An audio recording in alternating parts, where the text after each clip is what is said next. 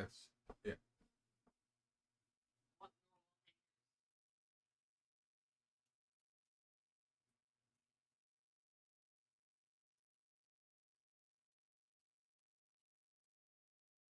You like my hanger collection?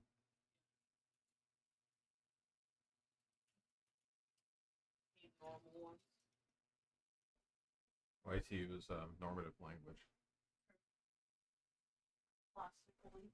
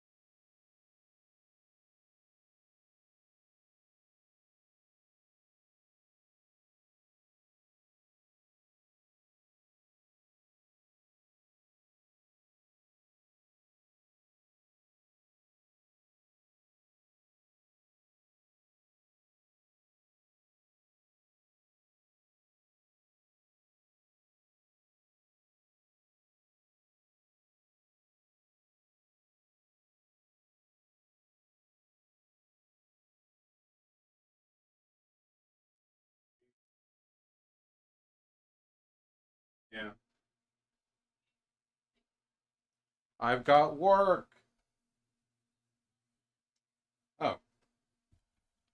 Has my mic been on this entire time? Get out of here.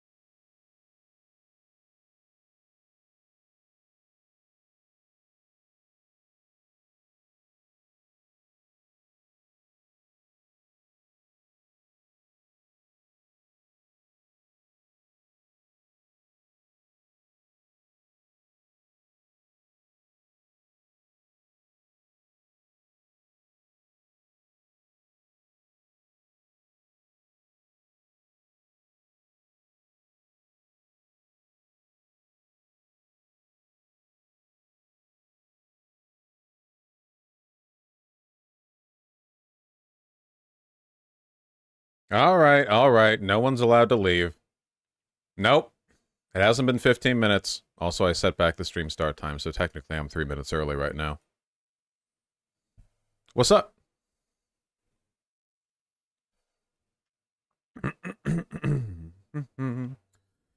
Fuck, I was so close. Yeah, sorry, the state does not permit you to leave. Oh no, my subscription is gone. Well, there's only one way to solve that problem. Hello. My anime, you interrupter. I couldn't imagine watching anime early, you know? Anime is like a late in the day. Well, anime should be a never kind of thing, you know? But if you have to watch anime, like there's a legal requirement or whatever, you know, it should be a nighttime activity.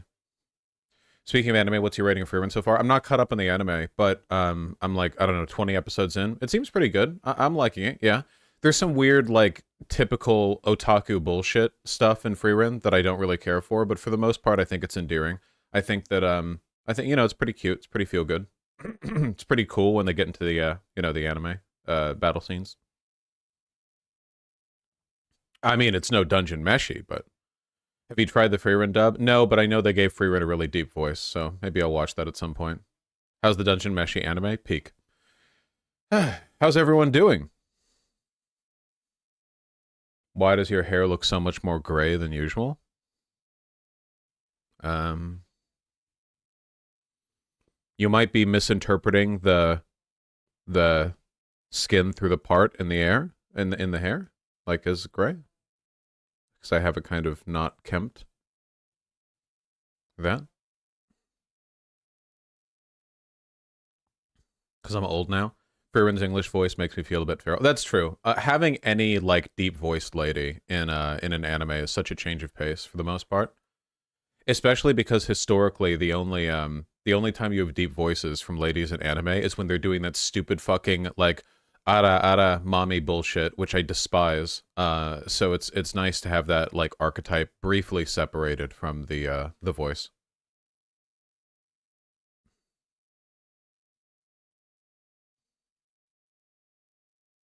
Isn't Frieren a lolly? She's kind of on there, and I felt a bit weird about it going into it at first because that was the thing I knew about it. It's like literally here's a 1,000-year-old elf, and by the way, she's like 4'6".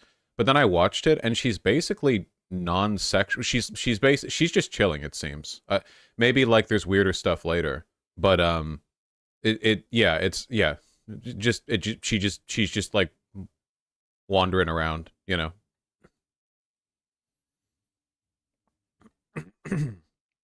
Why is anime so tropey? In it's it's complicated, okay? At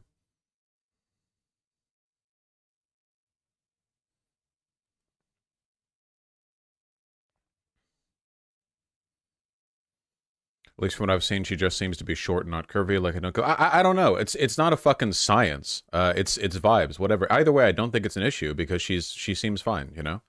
Um. Yeah.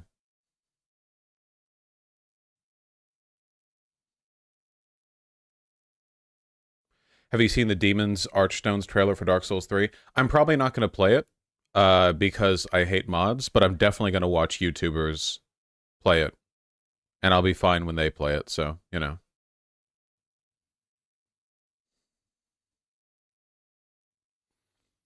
How do you feel about the Drider from Baldur's Gate 3? I think he's beautiful and deserves better. I've noticed weirdly that a lot of like lesbian-coded women are really into the Drider from Baldur's Gate 3, which is very interesting. I'm not entirely sure why that is. Actually, I kind of am.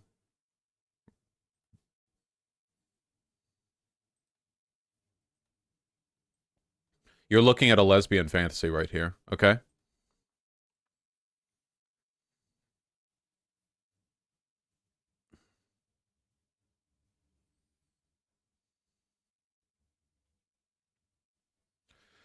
Asmund did a video saying wokeness in Japanese games is superior to American wokeness because their gay characters written at the... God, please, Asmongold doesn't have any real opinions. Come on, we've seen his stuff. He's so dumb. He literally just regurgitates like the opinions of a couple of right-wing weeb channels that he likes. That's it. Like I don't think there's any consistent underlying thought process or logic to what he says or what he believes. You know, I don't think there is.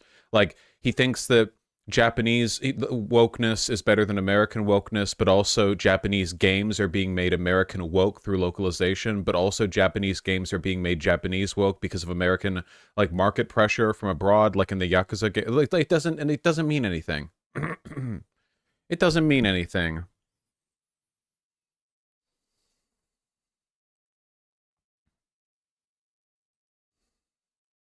Why are you anti-AI about shitposts? Bonkdor, no AI, ever. Japanese wokeness? Yeah, true. Have you seen Dune 2? No, but I plan to soon. Yeah, and remember how the video he made about Japanese games being made woke by American market pressure through localization, and then we looked at the source video he was referring to, and basically every video listed was, in the American release, they got rid of the teenage girl panty shot minigame, or whatever, or like, teenage is charitable, okay? That's a charitable read. Like, it's... Oh, man, it's so stupid.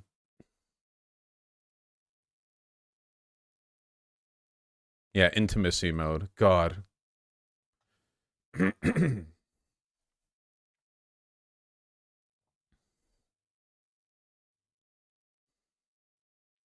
FF7 had the honeybee scene, which is the gayest shit. I love it. There's always been gay shit in anime.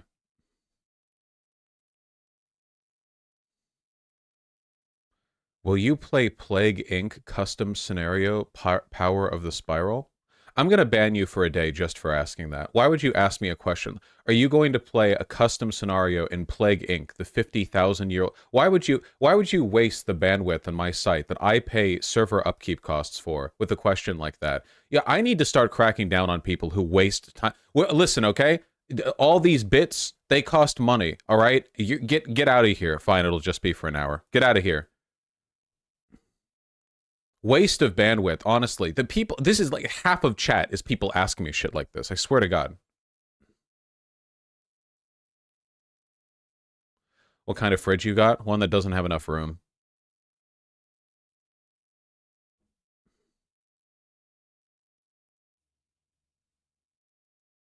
Would you consider debating Norm Finkelstein on Israel-Palestine? Isn't he pro-Palestine? What would I debate him on? I mean, I've seen some of the shit that he said. Like, he's definitely a campist. I mean, he's like broadly anti-West. If I was going to debate him, it would be on like anything else, like the Ukraine-Russian war or whatever. He seems to be pretty excellent on the Palestinian business, from what I've seen. Certainly he's committed himself to that position for long enough that even if we did have different opinions, I would just lose to him. I mean, he seems to know quite a bit on the subject. Thankfully, we're both pro-Palestinian, so.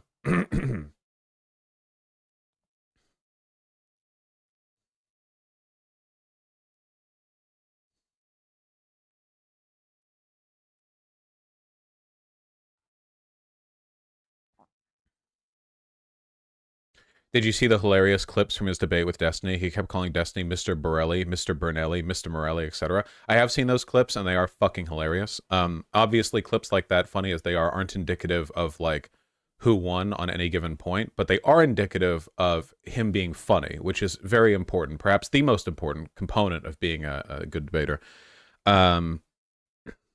I've seen Finkelstein before. The dude is like a hating shit poster, full and full. Like, I've seen his tweets, you know? It's not like the guy is some like totally detached academic. He's out there in the trenches. It's pretty funny. Sorry, I had some yogurt before I started stream.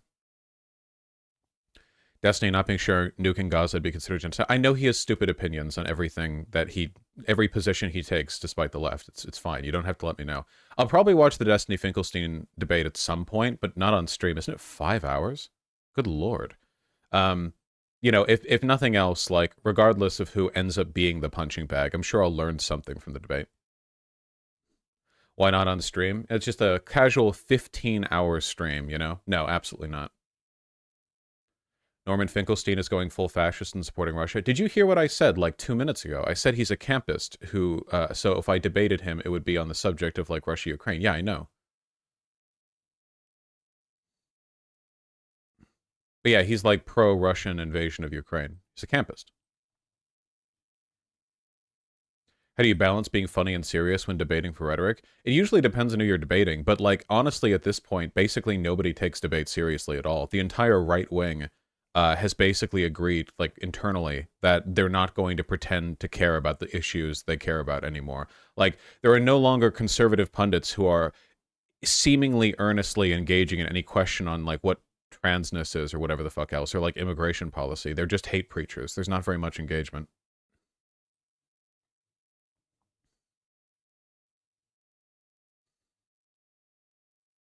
Ben Shapiro? No, Ben Shapiro doesn't do that anymore. He used to do that, but now he doesn't. The only time Ben Shapiro does real debates anymore is when he, well, real debates, is when he has college students on to insult them for 5 minutes or whatever. Like, that's not, you know.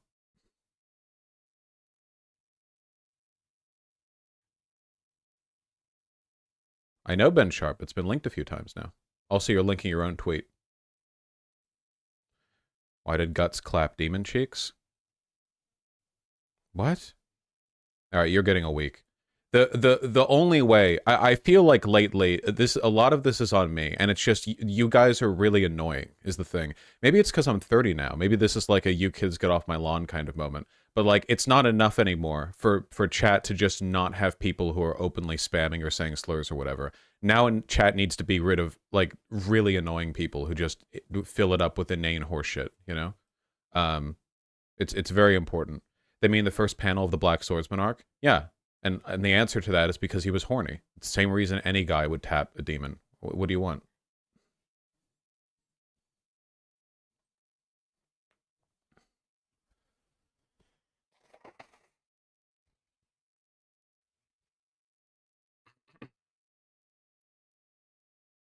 It's not like Guts is sexless. A huge part of his character is that he's not. And that's one of the reasons why it's so difficult for him to move around with Casca, because she keeps reminding him of the love and lust they had.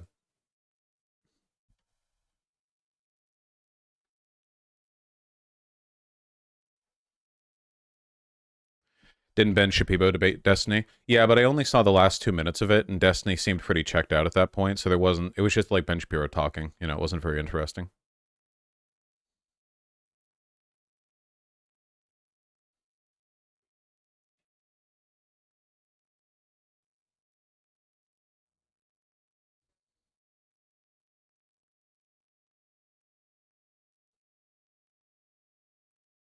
No, I have not seen Poor Things.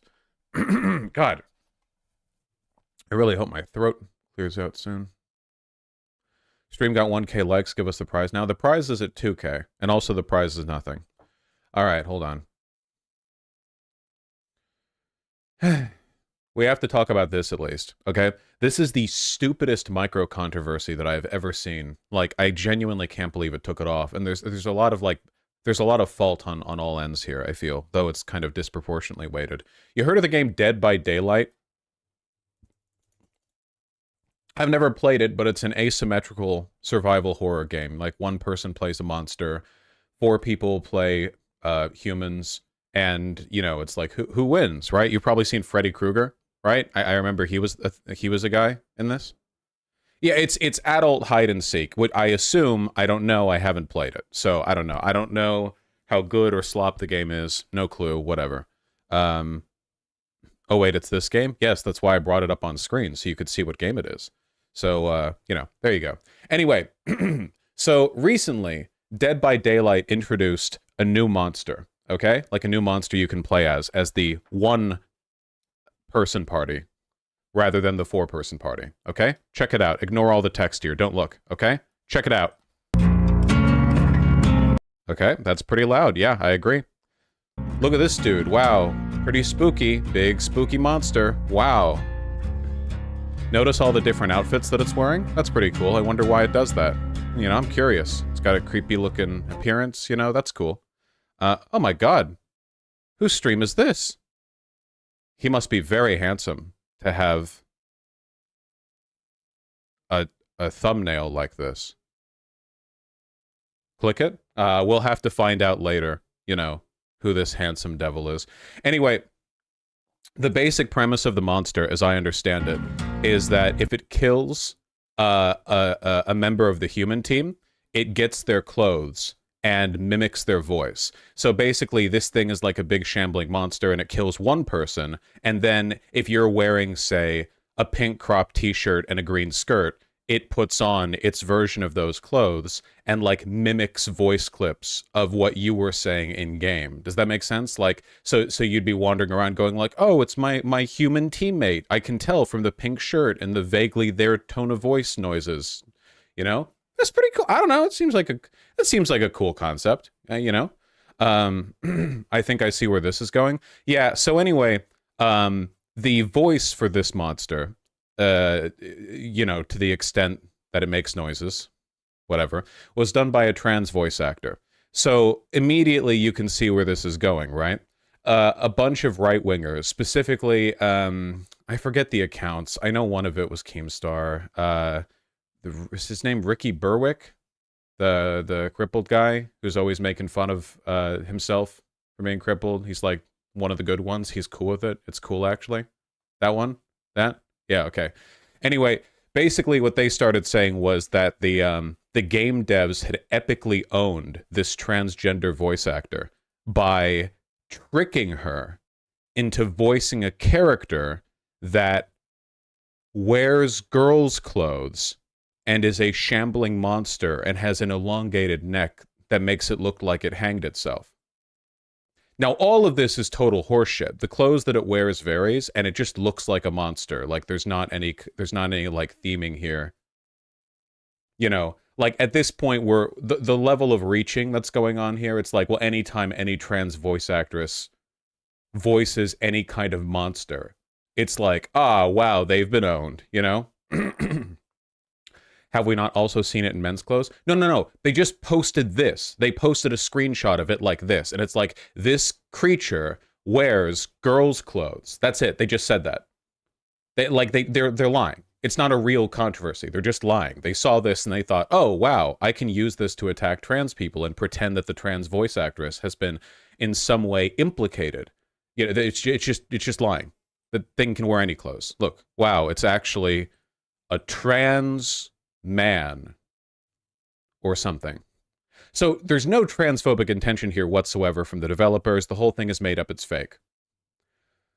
Unfortunately, nobody told the voice actress that, because it seems after the so-called controversy, i.e. the completely made-up bullshit, took off,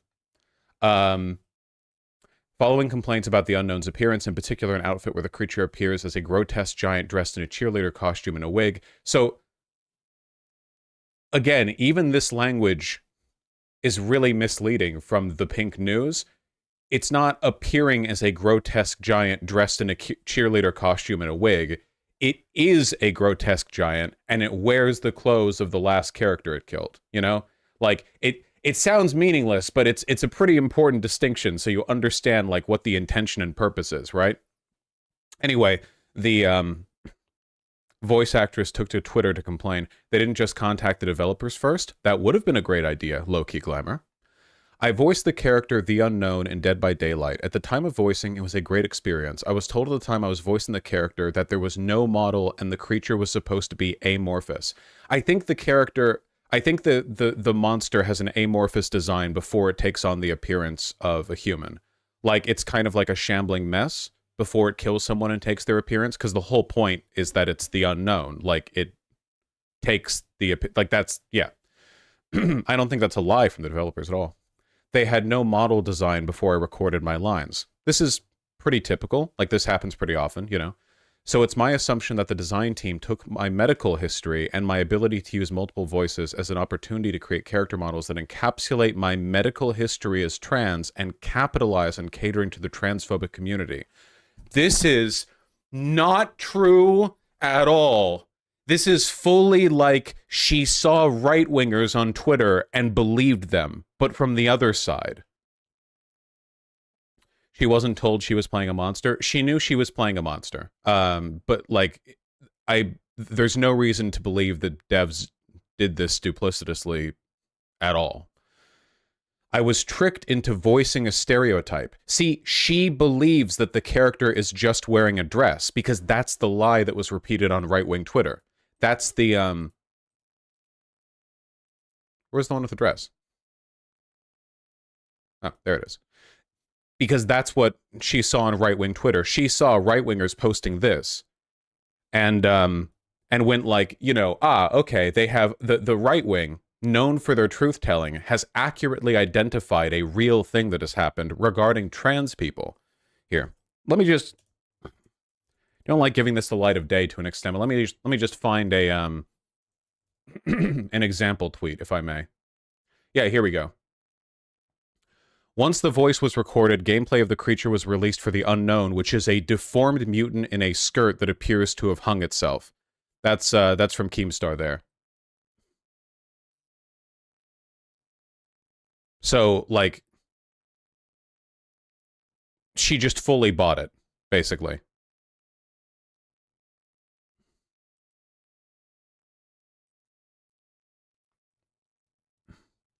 I find it very unlikely for the devs have done this maliciously. There is zero chance the devs did this maliciously at all. You would have to be like delusional or dishonest to believe that. It's not true. Would she have not gotten notes on everything her character's about? Is that not typical for acting jobs? Not necessarily. And even then, they said the design was amorphous. They didn't have it finished. I'm not like, this is not me weighing in saying I think one side is overblown. This is me weighing in saying they're wrong. They just lied. And unfortunately, the VA bought it. Many folks in the trans community are up in arms about this, and rightfully so. No, that's not true, though. Everyone was calling out those right-wing accounts for being liars. They weren't up in arms against the Dead by Daylight devs. I feel that reparations from the team that deliberately tricked me is the only logical next choice of action.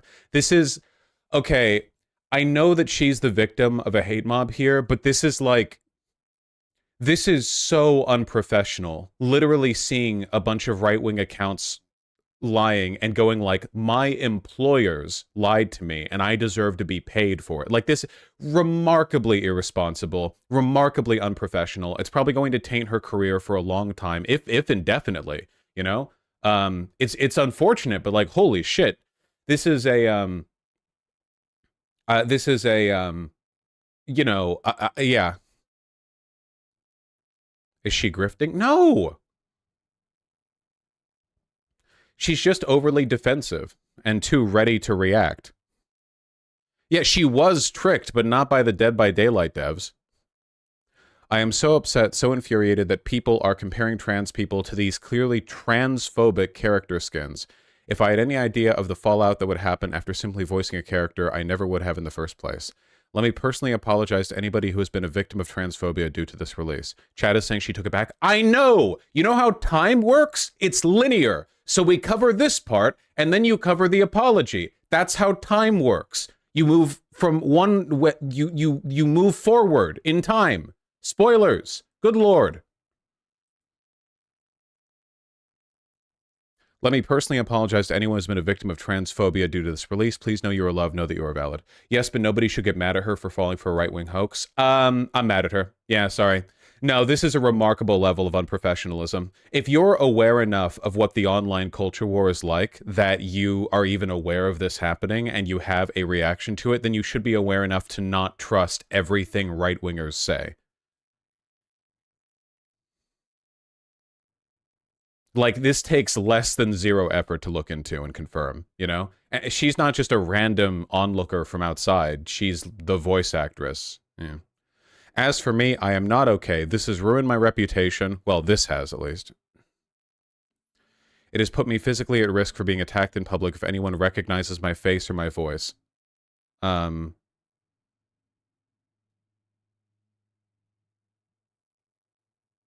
Okay.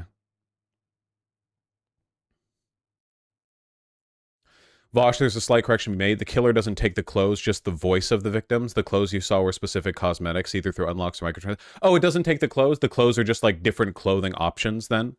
I guess I should have known microtransactions would be a part of it. That's the only known element of the equation, of the unknown.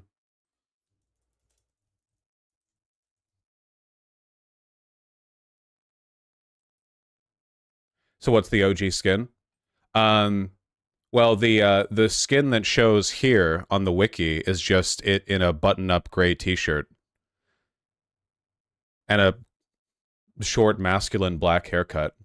So, I mean, I would be pretty surprised if this big new monster reveal that they did, the default costume for it was a pink skirt, right? That would be a pretty odd default costume to have, you know?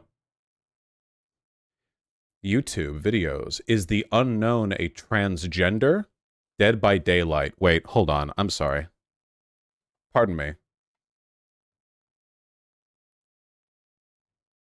So today I was playing Dead. Okay, yeah, I'm pretty sure this is the default skin right here. So today, Like, that looks like the same as in the Wikipedia. See? So, yeah. That's a pretty neutral-looking outfit right there.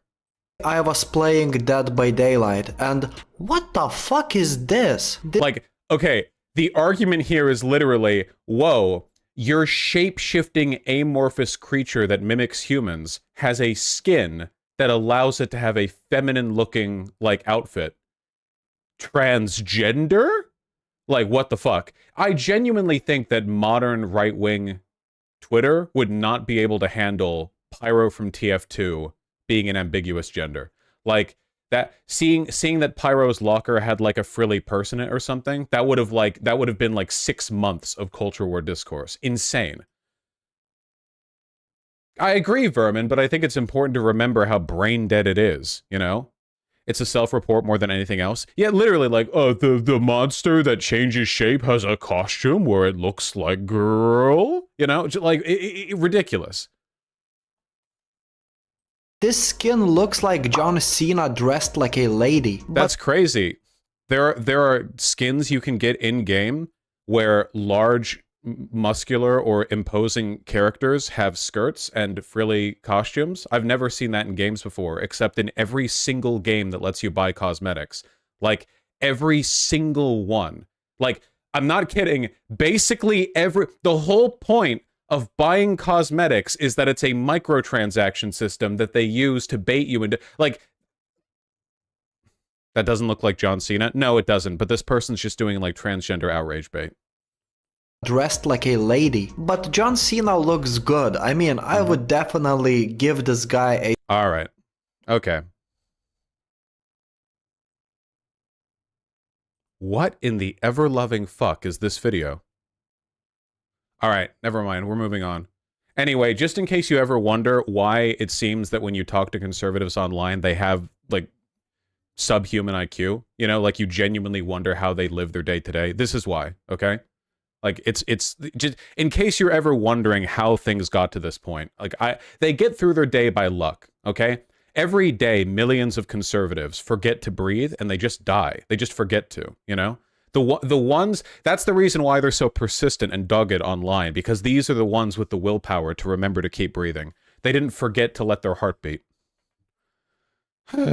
Anyway. This has ruined my reputation, at least now this has put me physically at risk of being attacked in public if anyone recognized my face or my voice. No, it hasn't. It makes monster voices. I don't think so. There were no diversity consultants on this project. Okay. The company knew that making a stereotypical man in a dress as a character and having a trans voice actor's voice, it would bring lots of money and people back to the game. I'm not dumb, I know how marketing works. This seems to be a huge ploy, and the trans community, along with myself, are the victims. Did the company even know she was trans? My guess is that because the creature mimics a bunch of different voices, they wanted to get somebody who had a very wide voice range, for which a trans woman, or I guess a trans man too. Well, no, wait, because testosterone actually physically lowers your voice, so maybe not trans.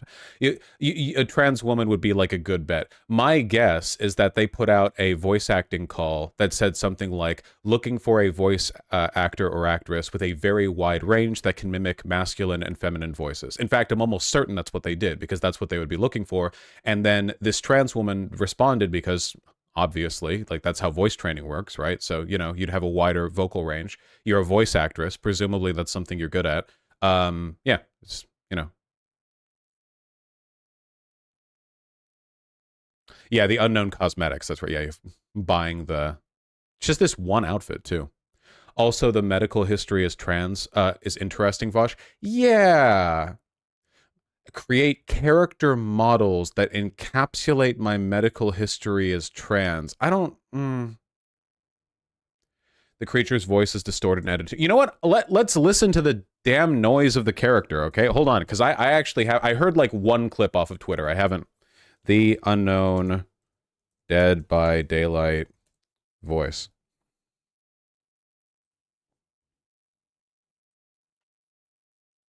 Go for it. For you. Seem like it all. Can you? I don't think this voice actress is at risk of being attacked on the street in case anybody recognizes her for this voice. I'd be very surprised if anyone was able to pick that out. I think that sounds great. The voice is so disembodied. Yeah, that sounds pretty good, you know? Whoa, Vosh, that's pretty clocky. Yeah, from these audio lines, I have actually, like, identified her address. I'm in my mind, I'm rotating the Earth, a 3D model of the Earth, and I'm zooming in like that map guy, you know? Yeah. I think the voice sounded nice. I mean, if she sounded like this, I'd definitely beat her up. Yes, if I was walking around and I heard somebody talking that sounded exactly like this, that is true. That probably would elicit significant, strong, negative reactions from the people around you. That's true. I would be scared.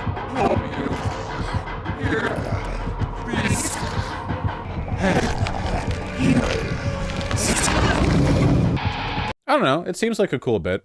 The voice lines get clearer when you get affected by its power. Take a look. Here. I need some. Hey, you. That's yours? Oh, when your character as a human is physically weaker, like you've taken damage or whatever, the voice of the unknown sounds more human. Oh, that's really cool, actually. This is embarrassing. Can you help, please? I need help with this. Help me. Hey, you. That's yours? Hey, I've got some. That's pretty cool. Okay. That's pretty neat. I like that. What's that lewd moaning in the back? I don't play Dead by Daylight. I don't know. Yeah. The voice changes gender tone too. Oh yeah, we've only heard the feminine side.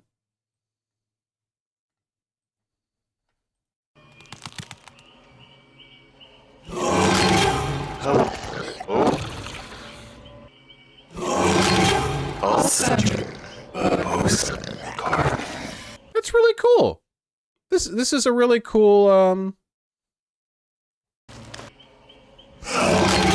I will not deny my happiness. Whoa, I won't be denied my happiness. Sounds exactly like what transgender ideologues say when they want to use the women's bathroom to do crimes.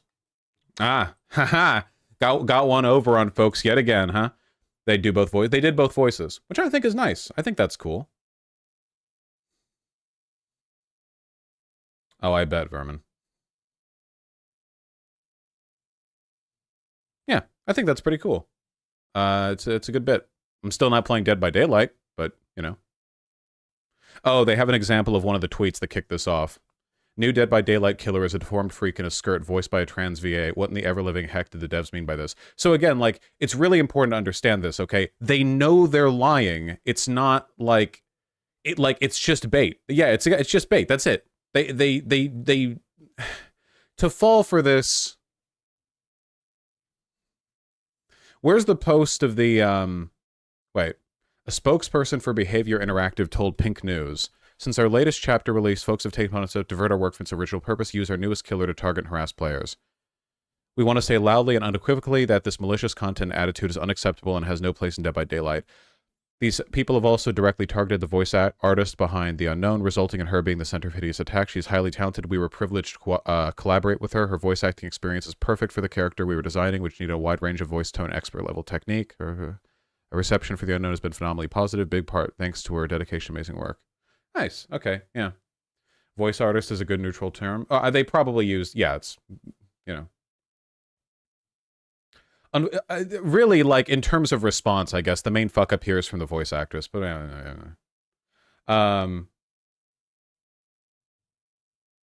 there's not really any criticism here, though, Bonkdor. What if the VA is grift? The VA is not grifting. What does the community note say, though? The image is of a skin from The Unknown. The base appearance of the character is wearing male clothing. That the VA has done both male and female voices due to the character's background as a monster that steals appearances. Yeah. Her apology post? Of course, her name is Zoe. I'm sorry. There's been a recent misunderstanding. Anybody that thinks the skins are going away is not in the loop. Behavior is allegedly aware of mass transphobic remarks and memes being made. The gaming community is not a reflection of the game developers. I wasn't kept in the loop of what the character's final look would be like. I was given an ambiguous description for the part, even though I tried my best to find out more, continually asking for more info that wasn't possible. This is why I was upset. The skins themselves were never the issue. Lack of communication was. I don't know. It's pretty weird. Please stop boycotting behavior. They are not transphobic. Behavior is the company. It's wrong to take bits of info, jump to your own conclusions. Behavior is a good company. Has been nothing but kind supportive due to the tough process of receiving mass harassment for my involvement in the character. Leave it alone. I just don't think this person has the I don't know, the tenacity to deal with big public drama and harassment, which in fairness, like, nobody should have to go through that, you know. Whatever. She came around and the devs are supportive and it seems like a cool character. So yeah, I really don't think it's very unfortunate that in order to be any kind of trans public figure, you have to be able to receive like an ungodly amount of backlash, you know, like Dylan Mulvaney, all Dylan Mulvaney did was be annoying and accept an Instagram ad for Bud Light. And it, you know, she got made the center of a 4-month campaign of boycotting a massive beer company, you know? And now she's made a bad pop song. Exactly. Every woman's dream. 4 months, it's still going. Well, it's dialed down a bit, but yeah.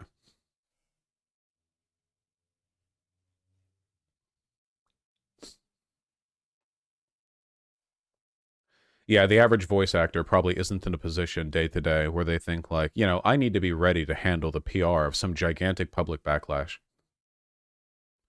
Unfortunate. Anyway. There you go. Another nice little encapsulation of how high IQ modern discourse is.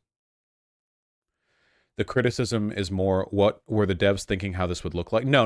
The devs did nothing wrong here. If you, like, at this point, trans participation in anything is going to be from right-wingers. An excuse. Like, what are you supposed to do if right-wingers just lie? Like, they just lied. They could just say anything, you know? I don't think the developers did anything wrong.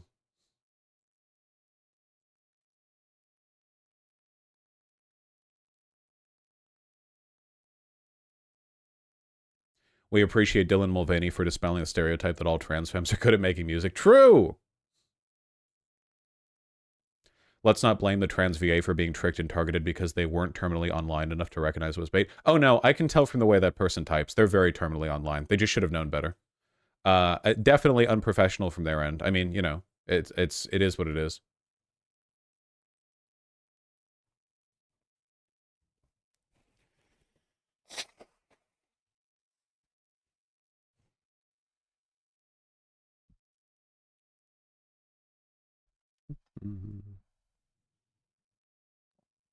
Monetizing the skins over making them integral to the enemy sounds suspicious. What?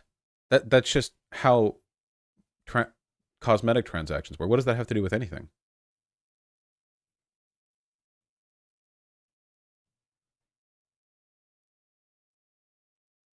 No idea.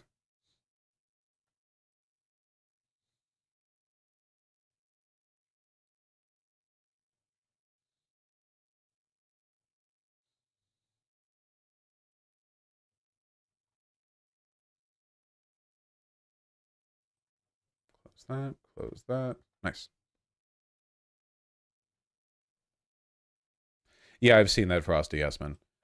Just another reminder of one of the reasons why it's basically impossible for me to find any kind of debates these days, because nobody believes in anything. Nobody in the right wing believes in anything, like at all.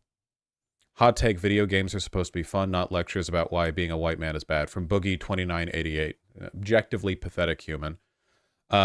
Watch this on my channel if you want a more nuanced take on this tweet. Like, I actually looked through the replies for a while. He's a blue check, so of course he's replying to everything, and he's not answering any questions at all. It's just nobody believes in anything. It's one of those... Sorry about the audio from Boogie. I know. It's difficult. Man, 30 million views on that bait tweet that he linked the video underneath, and the video itself is 15,000 views after one day from a 4 million sub channel. Man, no wonder he's pulling that bait. If only it worked. If only people wanted to bite. Yeah. Yeah, he's a wretched piece of shit. But like, nobody believes anything anymore. And all of them see, like, wow, all the people who are making money also don't believe in anything. So why not, you know, why not do that too? Like, who cares, man?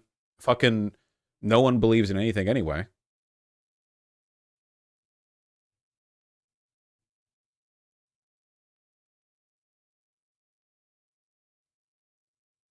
Why not debate liars? Because there's no fun at all. I genuinely despise it. Especially, like, there's a difference between debating a liar and debating a person who doesn't even, like, care to defend the lie. Huge difference. I think it's cool when you have conversation, very knowledgeable people. You missed a few articles there. Also, sure, but that's not a debate, right? Also, one of the worst things that I have to deal with, and I apologize if anyone watching right now feels called out, is like, I cannot trust when people email me a bunch of info. So if you're an expert on a subject, or if you are like, hey, I want to correct your da-da-da on this, like, I'll read your email, but I'm not internalizing any of that info. You really think that I'm just going to believe an email? If you give me links to articles to read or something, that I'll look at. But like, there are so many people who will type up thousands of words, and it's like, here, like, I'll educate you on this. I can't make anything of this. Like, you really think I'm just going to believe an email? It doesn't matter how right you are. I don't know that. That's the whole point. It's the whole point of sourcing. It's, yeah. Yeah, I'll get around to it, Benjamin. Is it possible you've raised the bar for what constitutes a good debate as well since you've started streaming? Yeah, because I get bored of the really, really bad ones, of course. Yeah. I'm not just a content creator, right? Like, I'm a human. You know, my ability to do stuff like this is modified heavily by my interest in the subject. Debates are very much a passion of mine when they're good, right? When I'm into them. So if they're passionless, right? That just feels bad. I don't like those. I feel bad after those debates. I think of the past, like, 20 debates I've had in this channel, I've only felt good about maybe 2 or 3 of them. Not because of my performance, but because the overall debate felt pathetic or, like, insubstantial. What if I email you over an argument/position I think you should consider? Oh yeah, those get double ignored. Sorry. Most of the time when people email me, like, most of the time when people email me to, like, make me try to believe something or consider a position, they're either typing out something that I fundamentally do agree with, but they have, like, minor misconceptions, and I'm not, like, taking the time to, like, here, let me explain in detail, like, the specific ways in which I agree or disagree, just in this random, you know.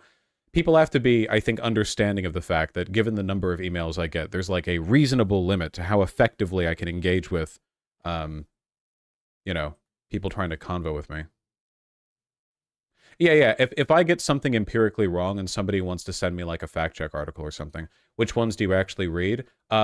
Emails to people thanking me, anything business opportunity related, people who link any kind of source or citation or whatever else that directly refers to some relevant piece of information I care about.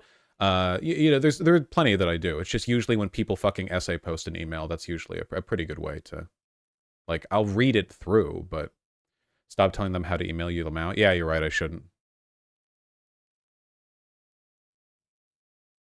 Did you read the dream I had? I had a person email me thousands of words about a dream they recently had recently. Yeah.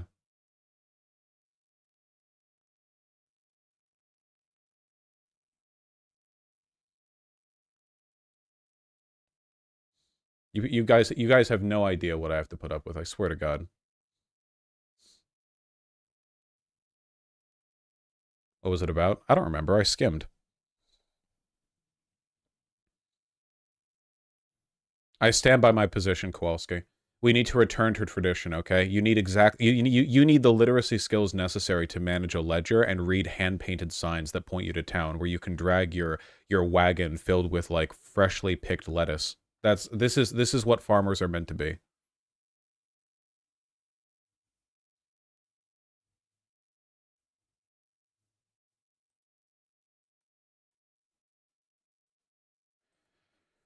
Check out this micro D&D session drama. I'm blocked by this person.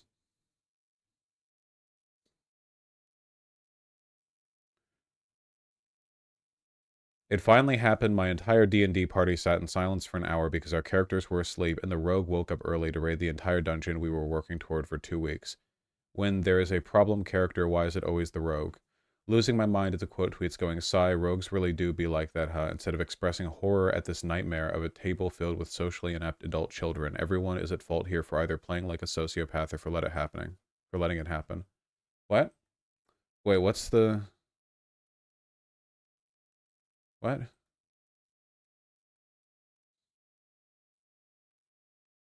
How could one rogue clear an entire dungeon meant for poor people anyway? Their ass should have gotten killed by the first real encounter. Are you designing your dungeon so that it's possible to skip around literally everything? What kind of guards and sentries do you have? Do you not have dungeons that have, like, there's only one way forward and it's in a single archway that is being guarded? You know? Stealth checks? There are limits to stealth checks. You can't stealth check your way through everything, right? You have to be behind cover or obscured in some way. You can't just stealth check your way invisibly through. If you were like a wizard with invisibility, maybe that'd be something, even though a good dungeon should have counters for that as well. But you know, if you're a rogue, like, you're limited. I guess it could be an arcane trickster rogue, but if they said invisible, they would mean invisible.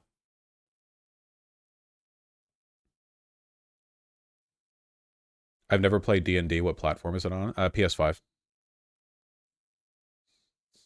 People still unironically think persuasion works for convincing a knight that they're the king. Yeah, man, this is one of the reasons why I almost never actually do persuasion or deception checks when I DM, because they encourage people to think that they're fucking magic. If you have everyone just run through, like, regular talking to try to sound convincing or whatever, like, that's way more... Or do, like, a post-hoc deception or persuasion or whatever, where it's like, oh, you told a lie, roll it now to see how well it went, rather than people saying, I will roll deception to convince this person that I am the Grand Poobah of Araka or whatever, you know? It's silly.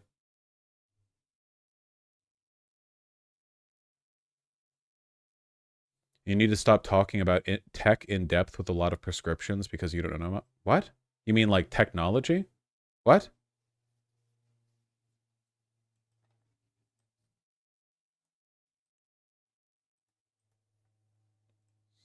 Ban? Oh, is this about AI? Hold on, wait. Let me check the logs.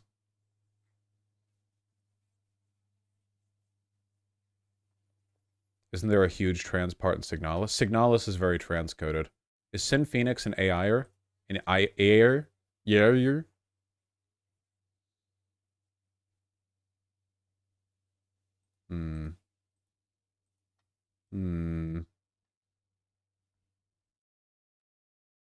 I mean, as a DM, you do get to say no. Yeah, but sometimes players pitch a fit. You know, you got to say no for the right reasons. You got to systematize everything. No, fuck AI. Okay, fine.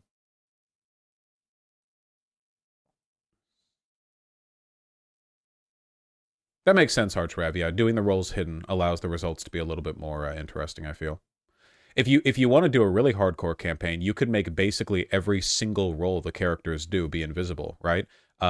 Anything, like from insight to persuasion to deception to perform, like, get like a bunch of roles just by default invisible, and only you can see them, and then they, like, don't really know how well they did. But you can't do that all the time, because sometimes players get confused. Can you roll in your mind? I can. I can actually roll a 20-sided die in my head with perfect accuracy, exactly 1/20th of a chance to every side. It's never failed. Chat, ask me to roll. 6. See? That's what it was.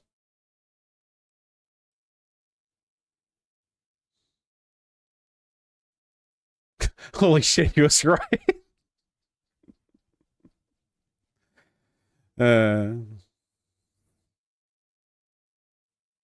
All right.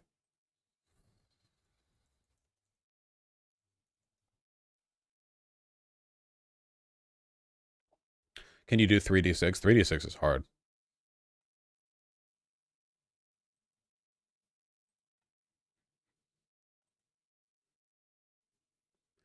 Have you never had a player that wants to play a charismatic character but sucks at speaking IRL? Yeah, I think in that case, it's more to do with like not how well they say a thing, but the angle they're trying to take. You know what I mean? So, for example, if you're trying, let's say that you're trying to convince a very stubborn NPC, even if the player isn't very charismatic themselves, there are different approaches that you could take. Where like maybe you're trying to directly contest the stubbornness, and that's just like fucking failing, you know.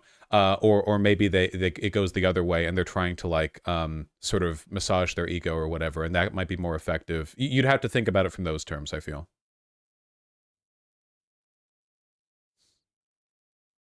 My anxious ass choosing a bard, yeah. I'm so curious. Give us a background of the campaign you run. The campaign I'm working on right now literally hasn't even started yet, so I can't say anything without without giving shit away to my players, which includes Vermin. So yeah, you'll have to wait a little bit. Show them my elf. The drawings with the titties out, Vermin?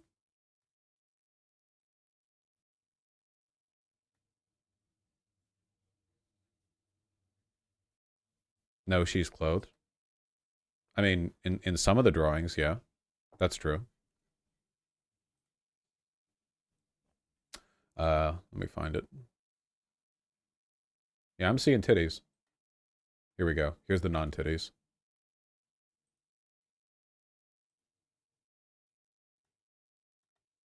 There we go. Super cute. Freak ass fucking cleric.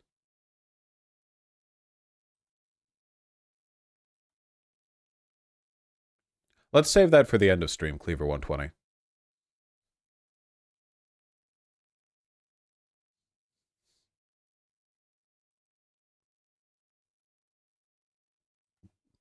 She's very pretty, now rotate her. Oh no. Every artist's nightmare. Jesus Christ, been wrong.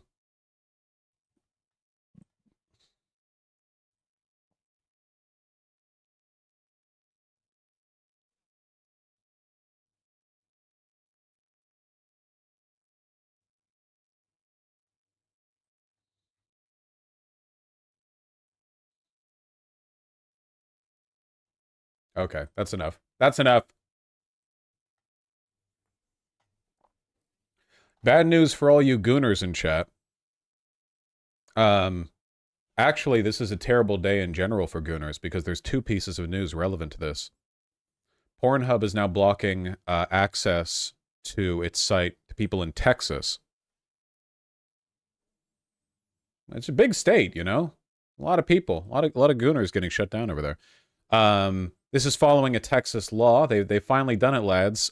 You now have to I don't know, provide identification, like, you know, here, have a driver's license or some bullshit when you when you want to go in a goon sesh.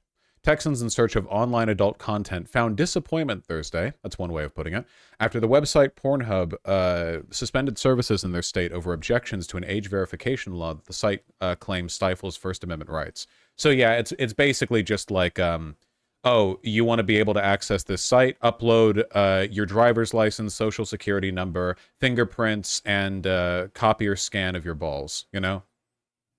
Happened here in Virginia, too, since last June. Yeah, no, I covered that. Texas Attorney General Ken Paxton, remember, this is the guy who said that if the Supreme Court let him, he would love to prosecute people for sodomy, called the decision a victory over porn companies and denied the state's law violates free speech laws. But free expression advocates, including those in the adult content industry, warn that laws like this one in Texas are being weaponized to censor a variety of content, including reproductive right resources and queer literature. Yeah, of course. You know, it's like, oh, you need to restrict access to adult material online. Adult material including any information on abortions or on queer people. Yeah. Yeah, essentially, yeah. As Nerodia says, this law basically sets it up so that the Texas government, the insane Texas government, gets a registry of every citizen who accesses porn. So that's cool, you know?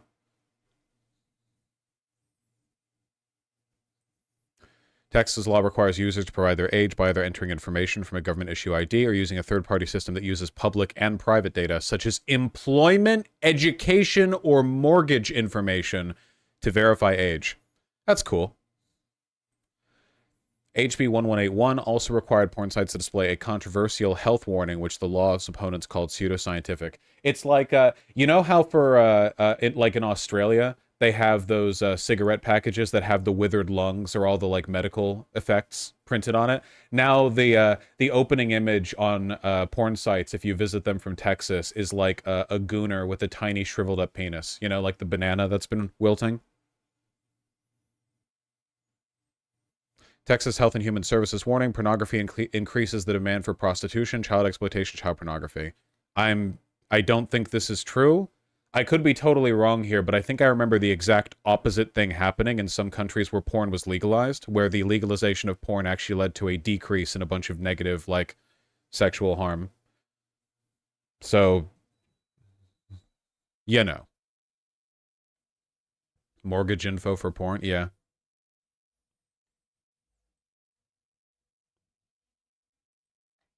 Pornhub responded to the court's ruling by pulling access to its site and its subsidiaries, including Popular Hub's browsers and YouPorn in Texas to protect the law, which an ALO executive called ineffective, haphazard, and dangerous.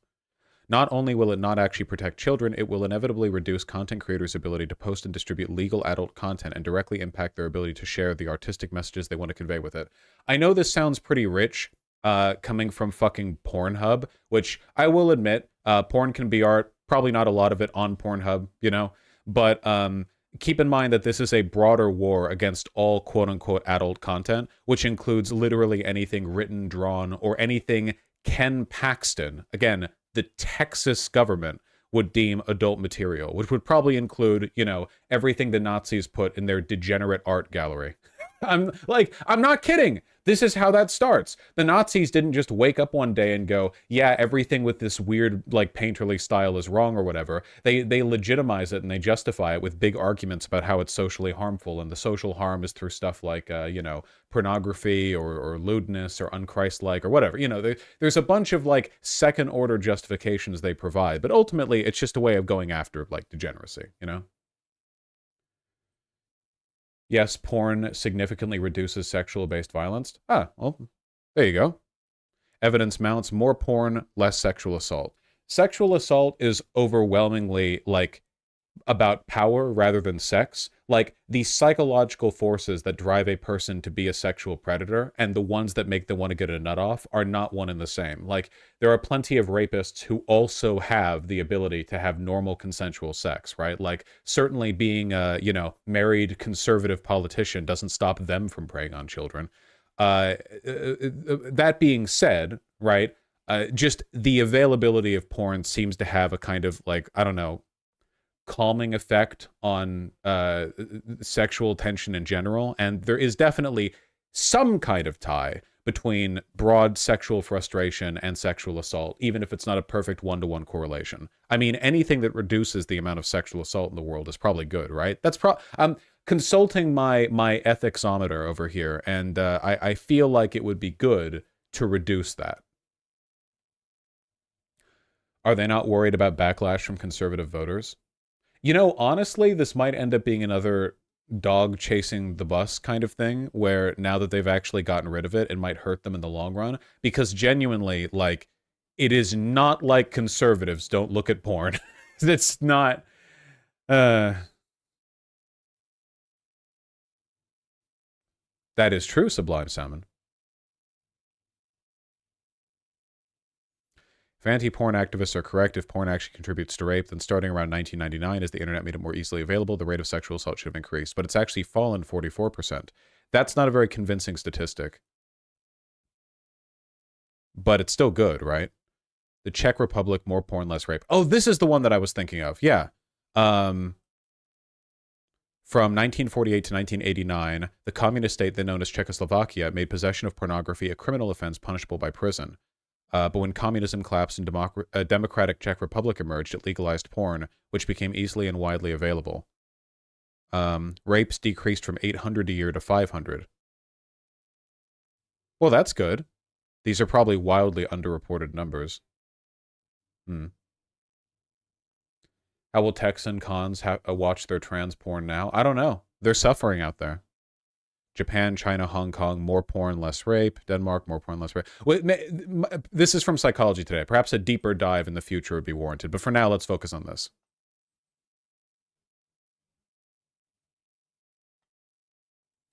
Of course, the right wing does benefit from widespread sexual frustration because sexual frustration and anxiety are the bedrock of fascism. You know? So to an extent, it is to their benefit.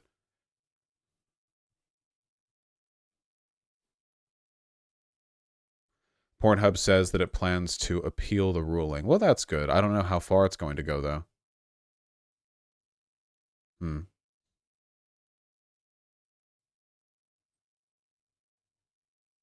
Coon lives matter, exactly.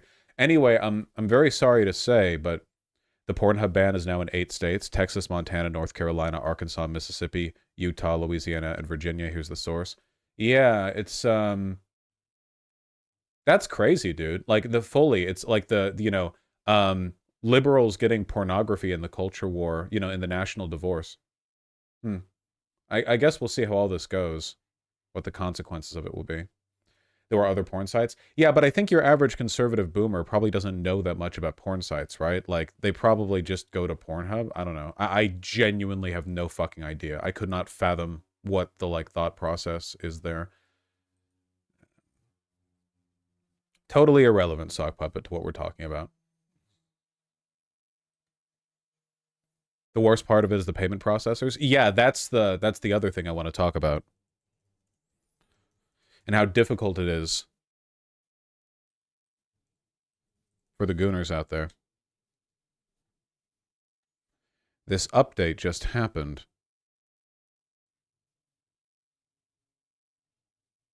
Hold on. Got to go back to jerking it to Softcore Max. Yeah, everyone is going to go back to, like, the Sears catalog shit or whatever. Payment processor. I thought I had this tab open, but I guess I forgot to. Gumroad. That's it. That was the one that I was thinking of. Yeah. I don't have a very strong idea of what Gumroad is. A powerful but simple e-commerce platform. Here. Let's find out together. Don't we love learning, folks? I love learning. Patreon did a bad too. I know. Founded 2011, and you can sell stuff there. That's great. In March 2024, Gumroad banned the sale of sexually explicit content on its platform due to pressure from Stripe and PayPal. Payment processors have been making it increasingly difficult to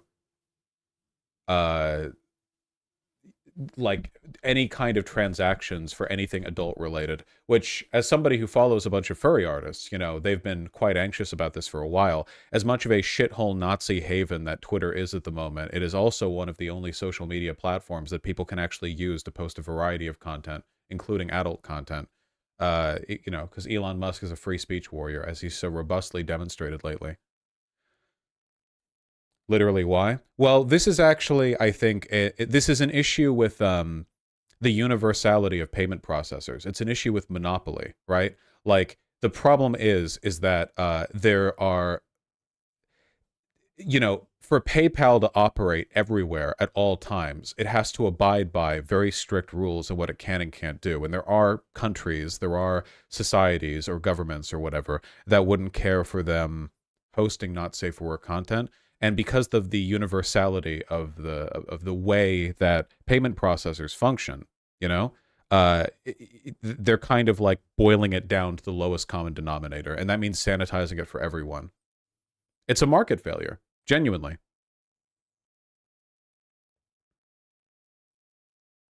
It's mostly MasterCard, Vosh. They're terrible. Yes, that is true. Anyway, look at this. In accordance with the policies of our payment processing partners, including Stripe and PayPal, we do not allow sales of sexually explicit content. What is sexually explicit content? Okay, get a load of this list, all right? Avatars in compromising or sexual positions, or avatars that advertise not safe work uses or explicit modifications like breast expansions. Animated pornographic videos, fetish-driven content. That's literally everything. Financial domination content. Sketches, artwork where the content's focus is sexual gratification. Videos with lingerie or nudity. So by sexually explicit content, we're including at this point now stuff that you could see at a beach. Audio erotica or role play audio. So, you know, all those videos you guys fall asleep to while crying, the like mommy loves you YouTube you know, audio ASMR, like none of that, okay?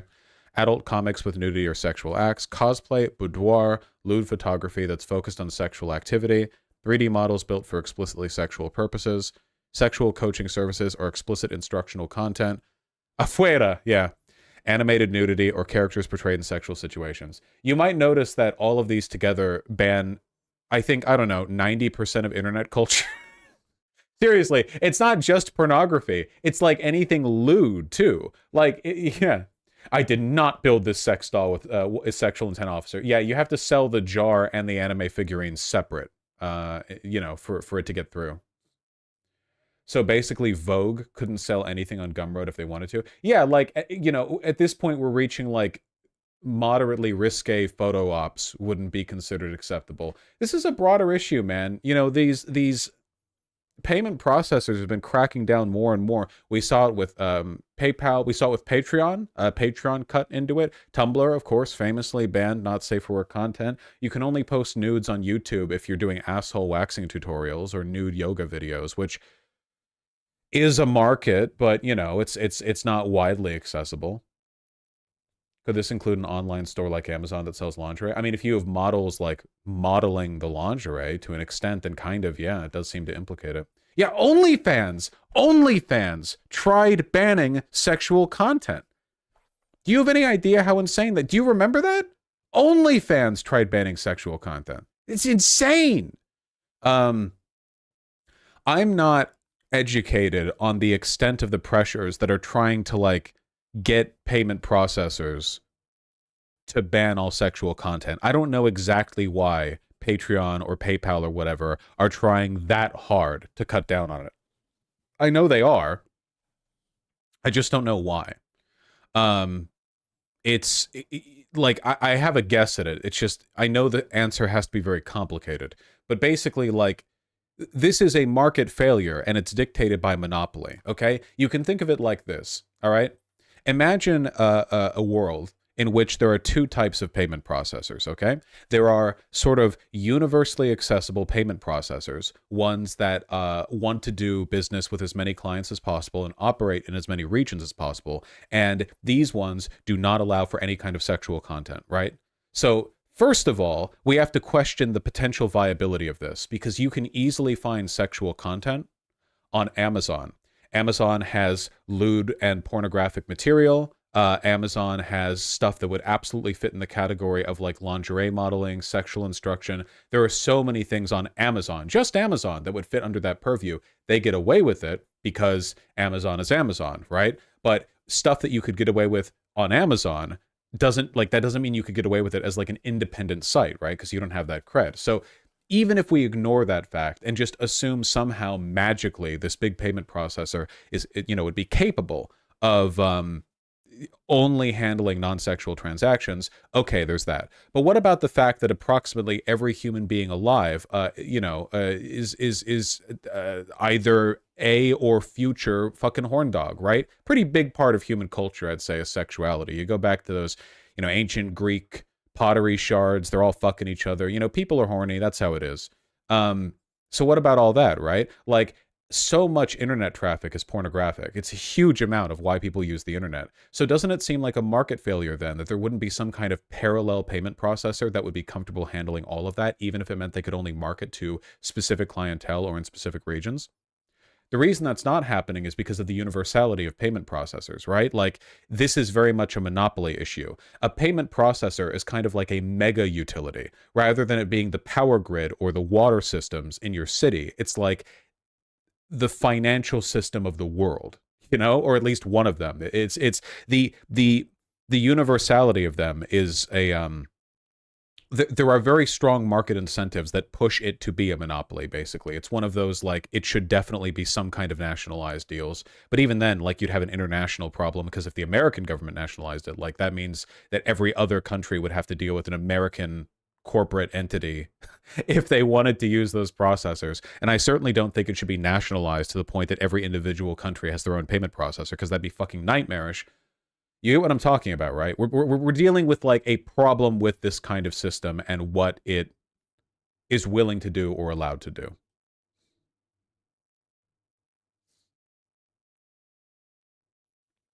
Payment processors hate porn largely because of chargebacks. I don't think that's the reason they're doing this big push against it, though. But I guess maybe that could be a part of it. Honestly, I feel I'm not saying this because people charge back me all the time. It's actually only happened a few times, but I feel like people have way too much chargeback power, in the same way that people have way too much like return or refund power on Amazon, which Amazon imposes the cost of on their like pet slave companies that put their stuff there, you know? Like Amazon doesn't lose out when you return something fraudulently. The company you bought it from does. I feel like chargebacks are done a little bit too frequently. You know, they should only really be done if you have a corporate account or if it's very recent. I don't know. Or you have to like do that lock-in thing where it's like, you know, we can refund this. You have to like accept some kind of charge. I don't know. Yeah, I think it would be more to do with legal complications. That'd be my guess.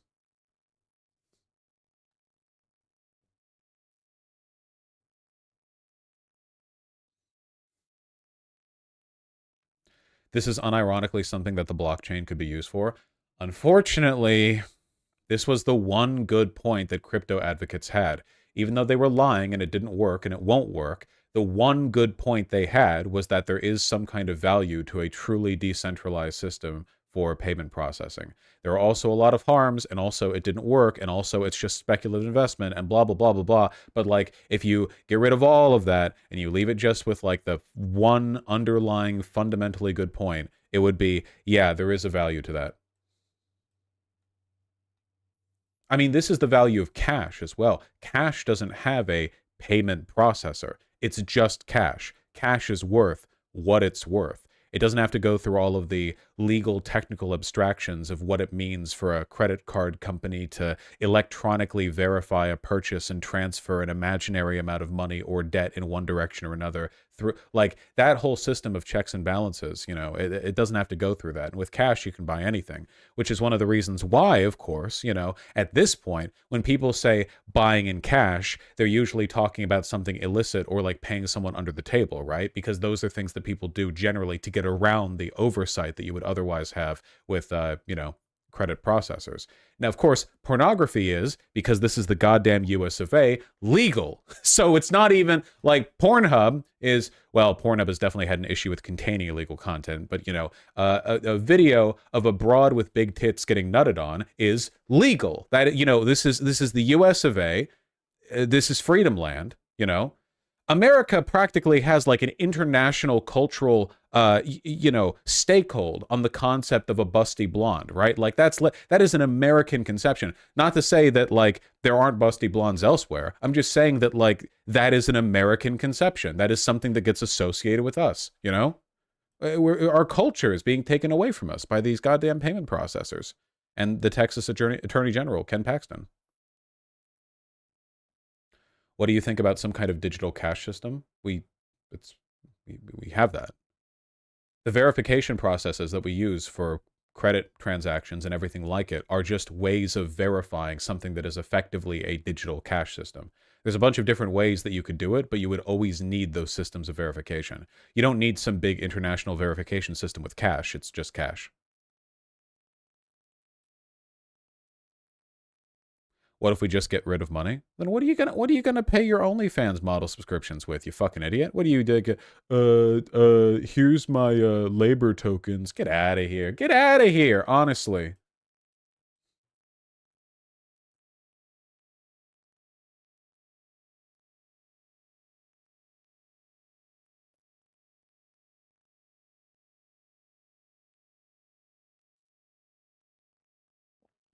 What about Aryan blondes? You know how you can know for sure that Nazis are gay? When I imagine an American blonde, I'm thinking like a fucking cartoon character stacked up, double D's, you know?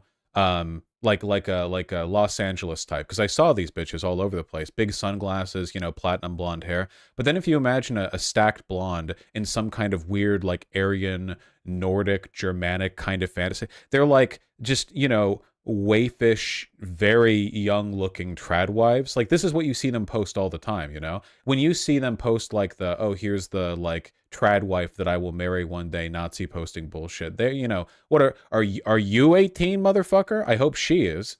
Yeah, where are the bimbos? That's what I'm saying, man. America has bimbos.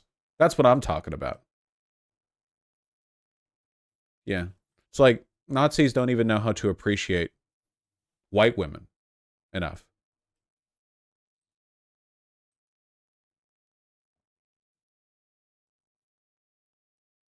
Yeah, a culture cult. I've talked about this before, but a lot of the discourse online about porn addiction is complete horseshit. Like absolute, complete brain dead horseshit. It's possible to have a negative dependency on porn, and it's possible for that to ruin your life, you know, and that should be taken seriously. But when you look at conservatives online, it's insane fear mongering, and they talk about how it's like literally the same as doing fentanyl or whatever. Like it's insane. And the reason for that, of course, is because it's part of a broader campaign against sexual degeneracy. But this is what I said. I know that's what you said because I read your message. That's why I'm responding to it. That's what I'm saying. When I read your message and now I'm talking to you in response to it. So I read the message.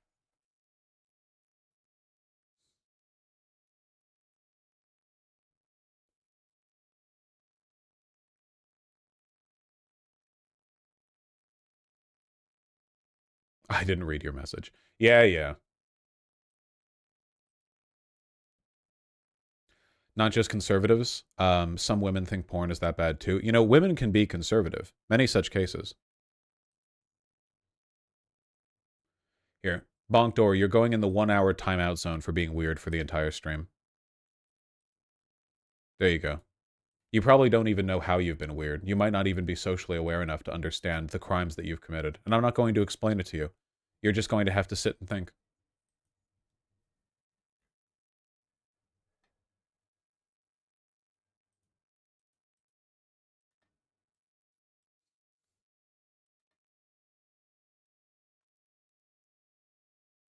I remember seeing an OnlyFans model had actually turned the trad girlfriend meme into porn content. Yeah, I'm not surprised by that at all. It's a good bit, you know. I remember seeing. I was at Emerald City Comic Con recently up here in Seattle, and I saw somebody had done a bunch of like illicit, sorry, not illicit, explicit yaoi drawings of the Doomer Twink Wojak, but like really well done, which is very funny, of course, you know, to elevate that material. Whatever. People it's culture. It's culture, you know, people like engaging with it. Well, I see those all the time. Yeah, but seeing them being sold in person is another thing entirely. I got some really good shit over there. I got a canvas. I've never seen this is like the new thing, you know? How do artists make more money? Selling their art at a convention, sell it on canvas. This bitch sold the thing to me for $120. Worth. It's really cool. I'll actually show it. Hold on, can I find it? 1 second.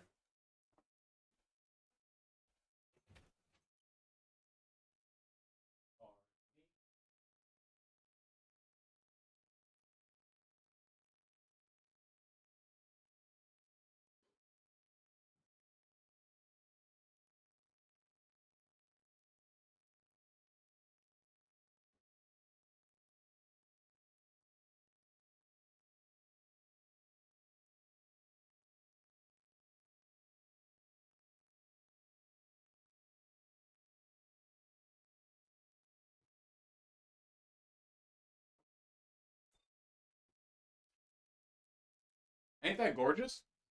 Look, it's probably not going to look that great because I've got the plastic cover over it and stuff, but there's a wonderful texture to it underneath the plastic. I like that a lot. Remarkable color theory, you know, or understanding of color theory.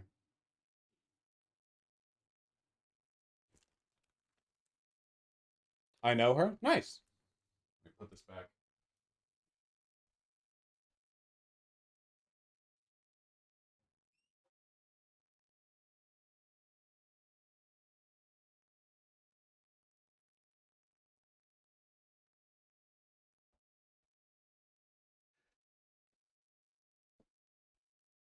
Yeah. I was expecting fashion glued to a canvas. I don't get it, but seems cool, I guess. I don't know if the color is going to come across perfectly well. It's being filmed in a room where there is color grading from OBS, and also there's colored lights, but very, very intelligent use of color. Something I've always admired because I don't have much mind for it. Is that handmade? No, it's been printed on the canvas. I need to get a frame for it. What's that golden thing next to your play button? This? That's the top of a shoebox from Alden Shoemakers.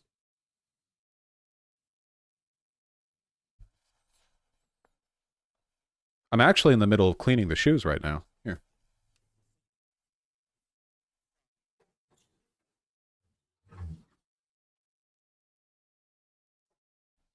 So their laces are out. Nice though, no? I haven't cleaned around the edge. More work to be done.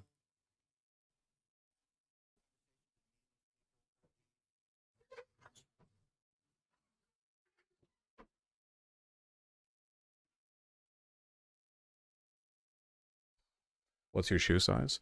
12 to 13. It depends on the how wide they are.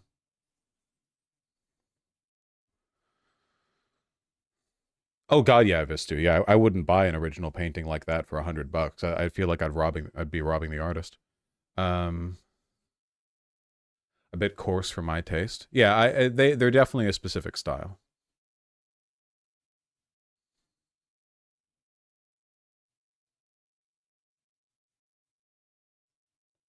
You can get around that, the old Reverend.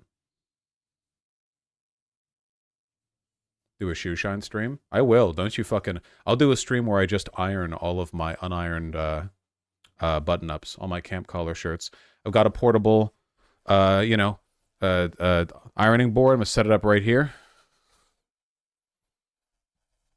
All right. I'd unironically watch that. Yeah, I just worry that I'd get judged for my ironing technique. I'm not amazing at it. Do you know anything of boots? I wish to treat my work boots. Treat your work boots. You mean clean them? Just, 2 parts water, 1 part... Wait, are they suede? No, work boots wouldn't be suede.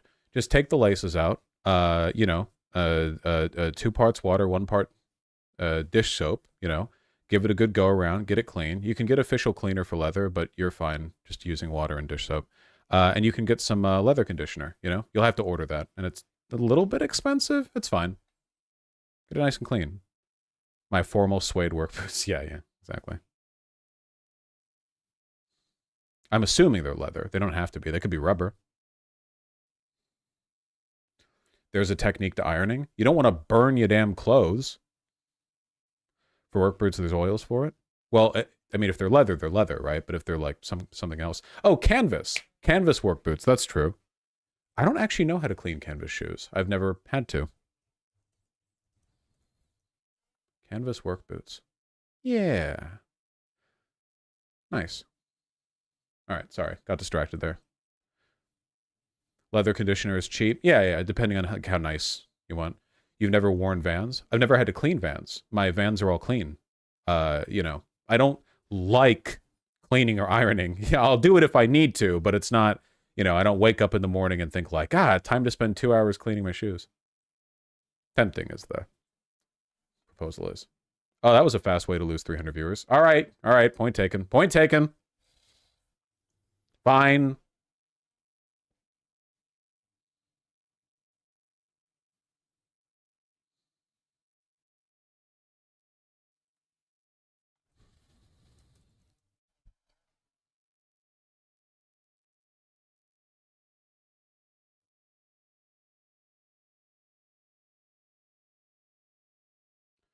Just a moment.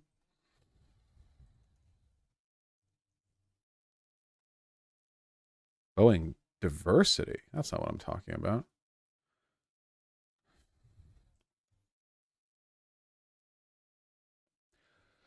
Okay, I have finally taken the time to watch the John Oliver. Okay, so Boeing is in a lot of hot water right now. Right now, Boeing is receiving so much bad PR that it genuinely makes me wonder if the blowing whistleblower that died to a gunshot wound might have done it as an epic troll, as like a final send-off, you know? I've done my whistleblowing. Now for the final fuck you, okay? I'm going to implicate you and draw a lot of attention to you right as every single one of your planes explodes, right? This was this morning. United Airlines Flight 433 lands safely without panel in Oregon. A panel from the plane flew off. A gaping hole in the side of the plane. Just, where's the photo of that? I want to see the proper photo of that. 1 second.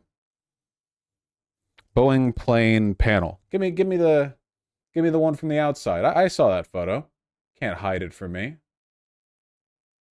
They're trying to hide. Boeing is trying to hide it from me, folks. But Boeing's not. Listen, okay. If I die, all right, it wasn't suicide. Thank you.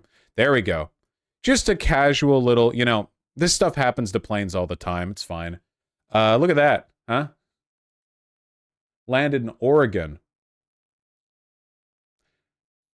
They managed to land safely. Apparently, they only found out the panel had tore off after landing, Love to be the air traffic control guy seeing the plane come in and then it, turns to taxi and you see there's just a gaping wound in the side of it. That's great. I love that. I love that for it.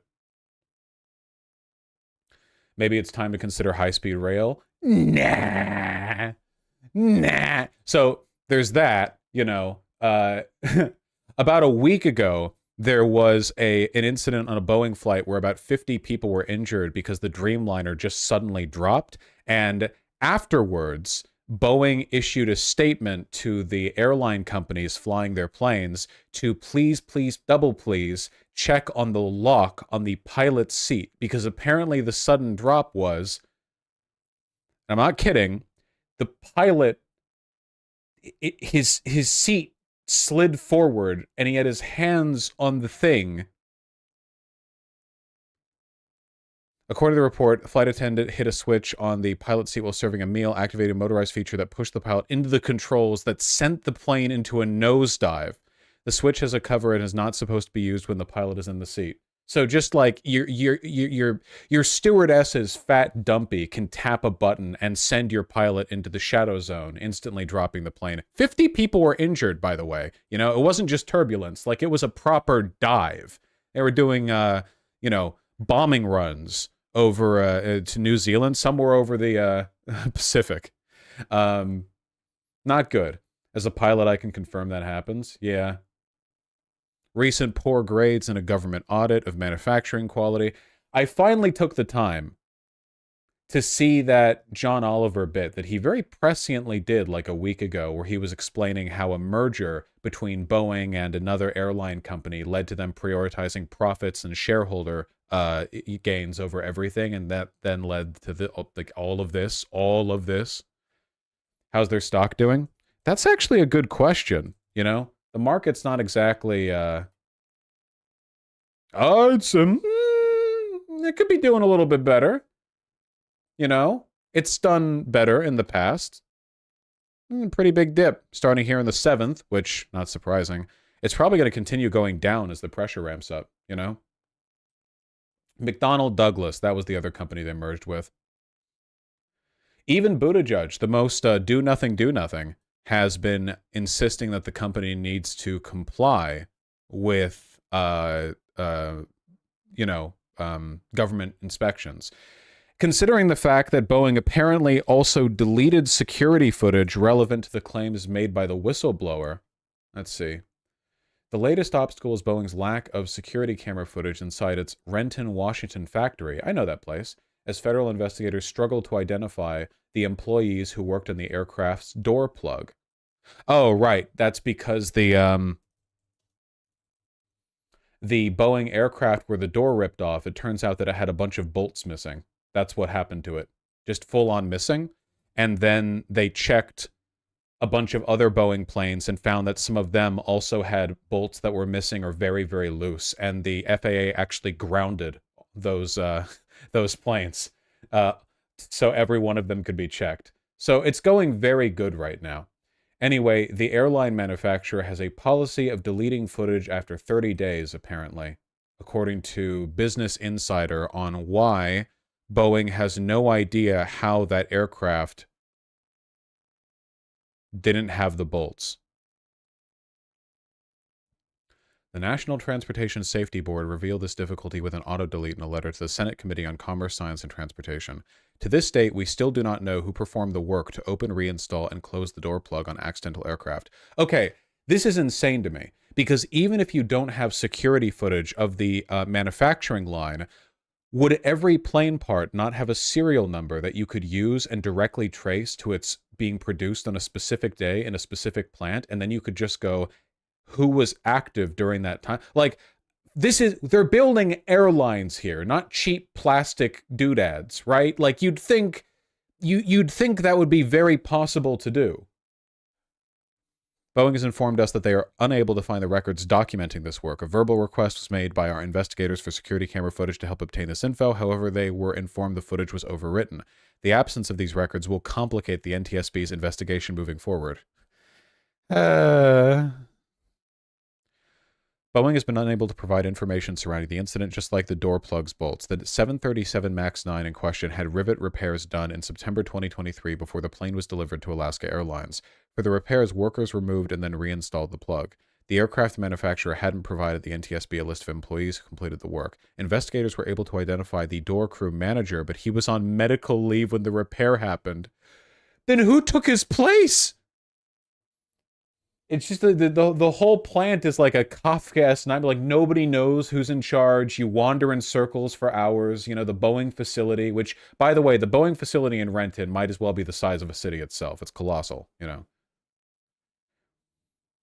This is by design. Yeah, to, like, obfuscate, or at the very least, like, remarkable incompetence.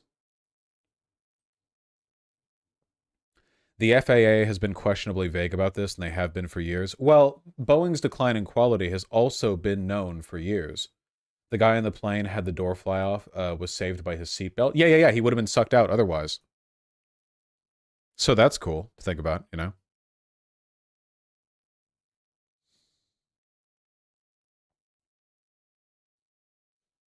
Did you hear about how Boeing was using Dawn dish soap as lubricant? What? I've done that.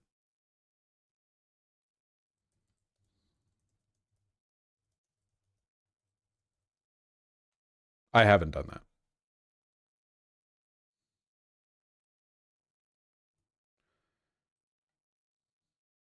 that. FAA saw Boeing supplier use liquid Dawn soap on 737 MAX door seal. Is that true? I mean, if the FAA is saying it, is that bad?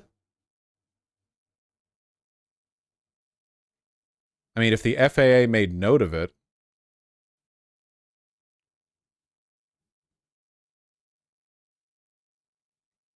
I mean, presumably if the FAA is making note of it, there's some kind of problem with it, right? I doubt they would make note of that if they're, like, I don't know the process.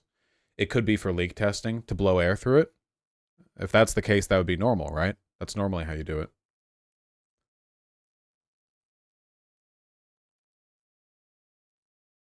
The slides say that Boeing had failed 33 of 89 product audits related to 737 MAX production, while Spirit failed 7 of 13 audits per the Times. Dude! Is this, like, this is... Jesus!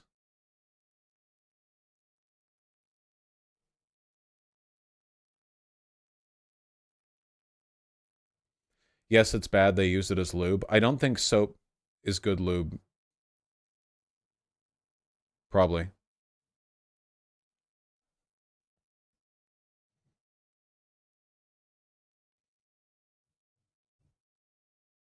Dish soap is lubricant for things as an odd. Is it not? Wouldn't you want to use, like, an actual lubricant? Something oil-based, not water-based?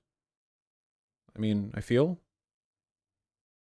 I don't know. I'm not an engineer. I don't know.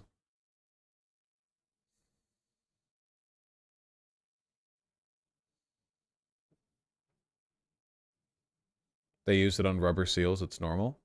For lubricant or for checking to make sure that there aren't any gaps? Soap is oil-based, though? Does that depend on the soap? Wait, no, you're right. Soap is oil-based. Okay, but it dries up. Like, it's not... Yeah, okay, sorry. Yeah. Dish soap water-based? Why do I have a strong memory of at some point learning about water-based soap? Meyer's Clean Day dish soap. Does it just depend on the brand? The main ingredient is water.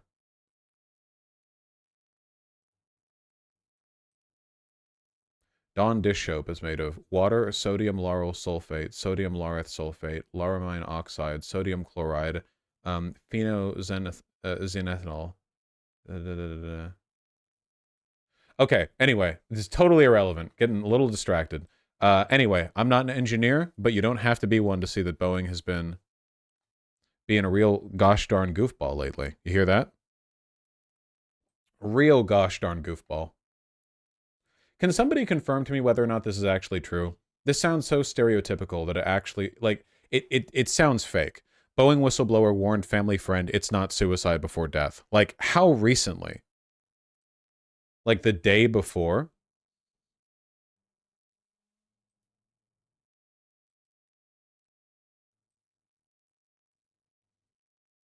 ABC News. If anything happens, it's not suicide. Close family friends said he predicted he might wind up dead and that a story could surface and he'd kill himself. But when? Wait, the time difference is pretty important here, right? I read this might not be a very reliable source. Yeah, it just sounds too good to be true, right? The Boeing whistleblower died just before he was due to give another deposition in a lawsuit. Yeah. Well, he was found dead, like, when he didn't show up for that deposition.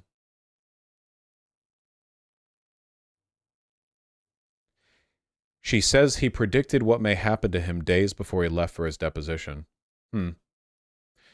I mean, like, he had already testified against Boeing so much. What new information could he provide that would have been so devastating to Boeing that after all of the stuff that he had pointed out, they would kill him over that, you know? And how would they have known what he was going to say?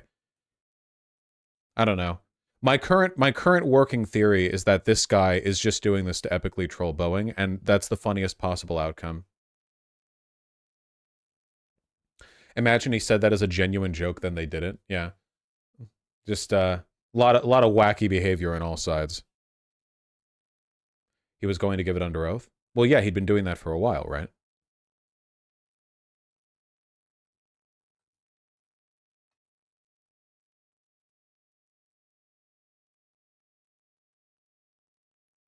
It was not the witness deposition for the whistleblower case. That case ended years ago. This was a suit for damages against Boeing, if I recall correctly. And Boeing has money to spare. I don't know. It's always possible.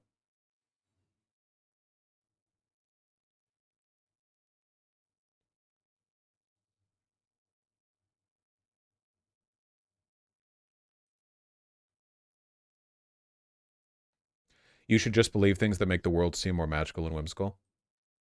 Again, this is one of those situations where, like, I don't know. It's not like it's a he said, she said, where if it turns out the one side is actually not guilty, then they're totally exonerated. Like, Boeing is fucked either way. Or at the very least, like, either way, you know, all hatred is directed towards them. So it seems like kind of a side issue, if anything. The actual, like, technical, unfalsifiable argument as to whether or not it was suicide.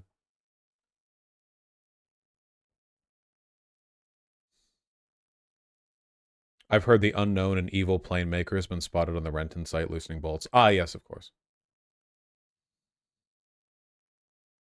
It's all happening at once. Like, I don't know. These planes have a sense of comedic timing, I'm telling you.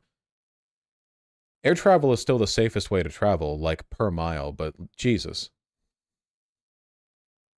If the profit margins for these airlines are so small they have to constantly skip in mechanics and other services, even with government subsidies, why can't they just raise the price tickets? We're not talking about airlines. We're talking about airplane manufacturers right now. Boeing doesn't run the planes. They just sell them to airline companies that do.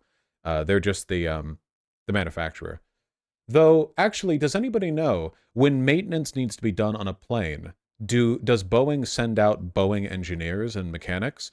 Or do airlines have their own mechanic team that have been trained by Boeing in the operation of those planes?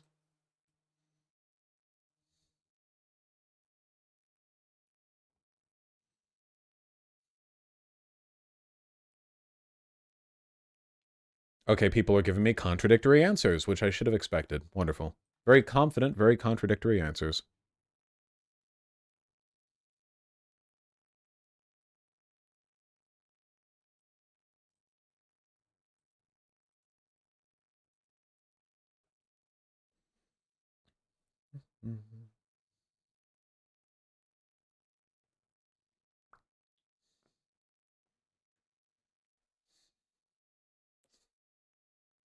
I worked ramp duty for a while. It's both. Both would make sense to me. Yeah, I just ask chat questions, and whatever whatever a person says, I know that can't be true. So I just wait for every other possibility to be run through. Maintenance is airlines, repairs are Boeing. That would make sense to me. Yeah, like you would get maintenance guidelines and how to tighten up all the bolts and make sure everything's looking good. But if anything like properly needs look at, you would go to Boeing. That to me makes the most sense.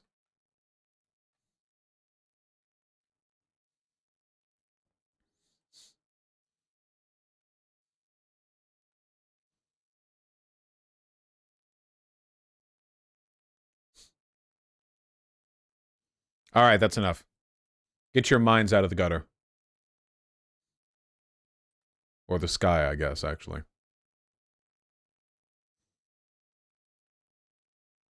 Oh, sure. Ryan, your fucking name's different now. Oh my god.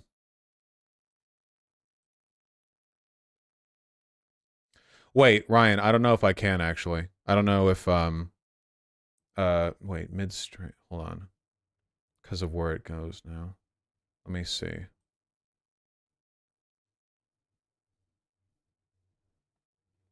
Okay, if I go here, and then I go here, and then I go here. Excuse me.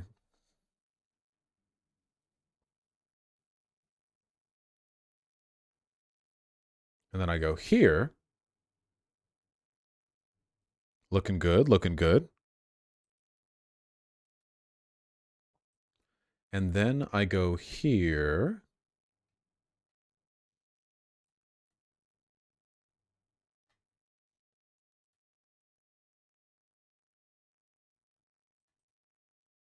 No.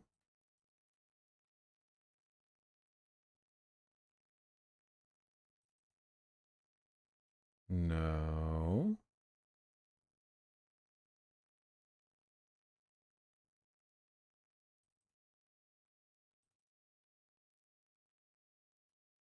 Okay, let me see if this works.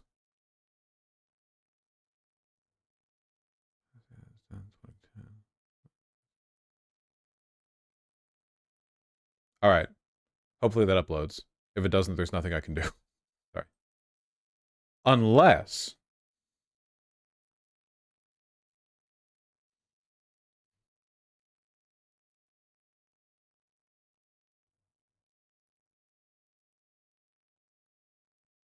Is that going up properly? How would I know?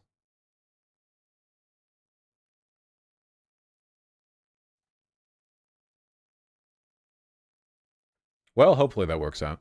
Okay, done.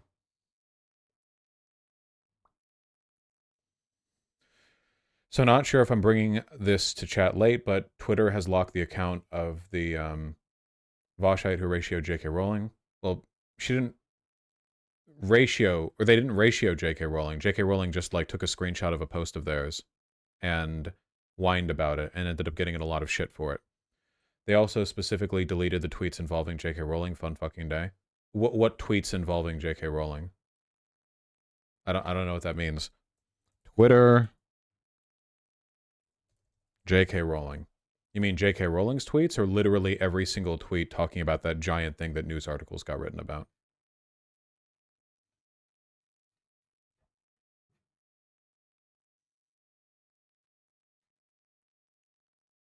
I still see it here.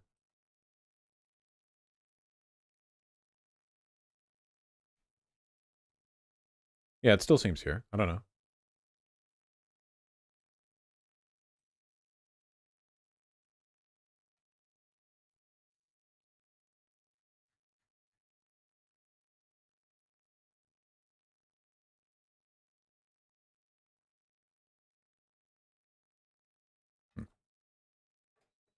Yo, Ryan, did that go through?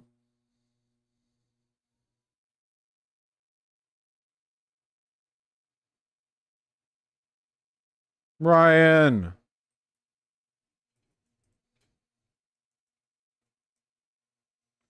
Checking now.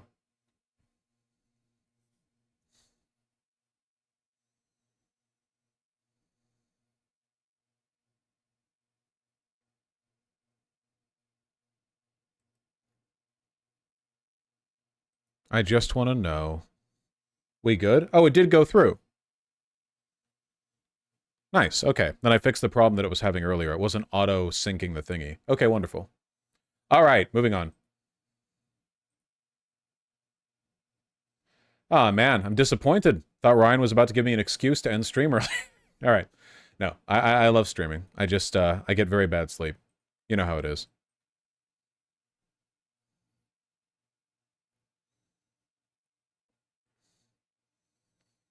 This is sort of like how the oligarchs in Russia destroyed all their industries after the Soviet Union, isn't it? Yeah, you know how the Soviet Union got fucking wrecked by mass privatization and we called it the shock therapy, right? The only difference between what happened to them and what's happening to us is that we're doing it slower. But fundamentally, yeah, oligarchy, the accumulation of capital in the hands of a very small number of people, and everything being streamlined towards privatization for shareholders. Yeah, exact same outcomes, just, you know, slower. Everything is getting worse! We're getting more productive, more efficient, we have access to more things than ever before, and yet somehow our planes are getting worse.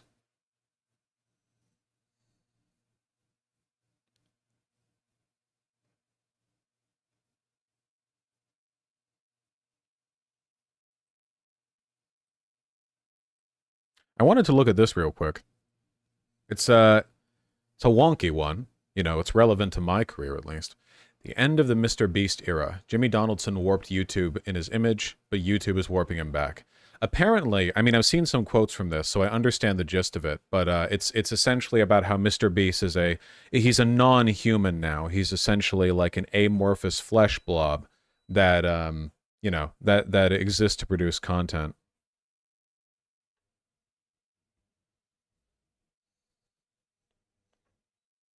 I will say, Mr. Beast himself, I do still feel he's the Antichrist on some spiritual level. He's been quite good about his friend Chris being trans and defending her from negative online attention, which is nice. You know, that's cool. At the same time, I actually did watch my very first Mr. Beast video in its entirety on my own time recently. It was a couple months ago. I watched, like, he drives a train into a hole or something, you know? I don't know. And the feeling that I got while watching it, I felt condescended to, for one, but, you know, I'm not the target audience, I guess. The whole thing felt kind of AI generated in the sense that it lacked any of the unique quirks that you would get in a human produced work. It felt like it was optimized for slop, in the same way that you get those, like, AI adverts or whatever, or those mobile game ads for Mafia City where you're level 1, but then you turn into level 100 because you beat up a guy who was macking on your girl or whatever. It's, yeah, it's not art, I guess, is how I feel. He is making a lot of money off of it, and that's good, I guess. Vosh, it's entertainment. But, well, no, because entertainment should be art, I feel. At least it definitely can be. It's artless entertainment, which you have to put a lot of effort into making. It takes a lot of effort and talent, ironically, to take personality and artistry out of entertainment.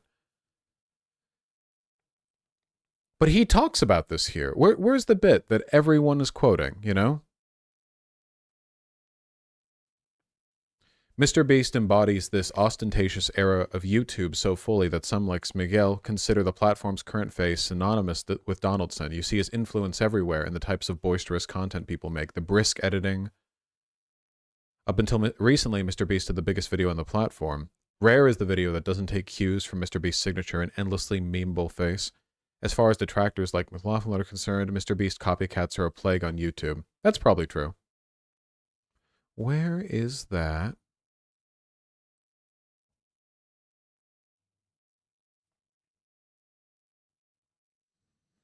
Like Vosh. Yes, like my hundreds of millions. That is true. Very true.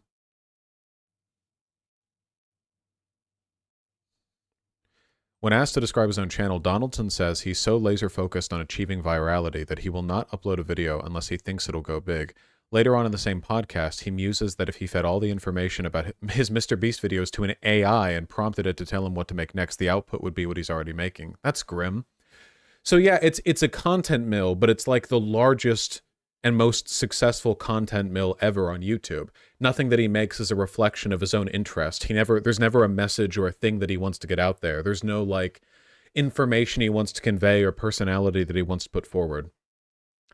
But that's been true for all YouTubers who get to the top. I don't think so, actually. Smosh, PewDiePie, I don't know about Two Best Friends, but at the very least, PewDiePie was always PewDiePie. Like, I'm not just talking about people playing up something or like faking something for views or whatever. I'm talking about like, there's a very specific and deliberate artlessness to what Mr. Beast does. Markiplier? No. I'm not just talking about big popular people or whatever, okay? Markiplier acts like a human. Markiplier's videos are dripping with his personality. But Mr. Beast doesn't have a personality in his videos, and that's deliberate, because that's the quote that I'm looking for. Here we go. In reviewing dozens of Mr. Beast videos from over the years, Donaldson has nearly erased himself as a person from his episodic output. If viewers don't really see him having fun, that's by design. Donaldson has outright said he sees personality as a limitation for growth. Once noting in a podcast that hinging your content on who you are as a person means risking not being liked. And if someone doesn't like a creator as a person, they may not give the videos a chance. This is a kind of grim that I don't think existed in previous media, you know? I don't know.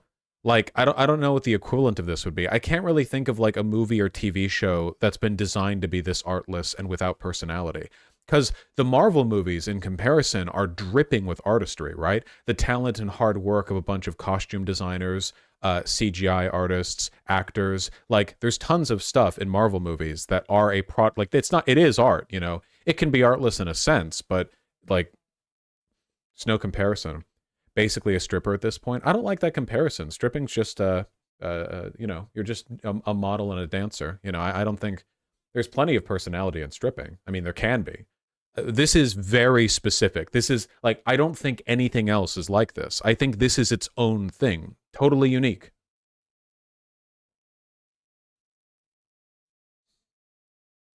Maybe early 2000s reality TV is the closest. Maybe, but reality TV, by definition, is driven by personality, right? So even if reality TV is soulless in its construction, at the very least, like, the personalities of the people you're filming are the central element, right? Even if they're faked, it's still faked personality. This is scrubbed clean of everything. There's nothing left.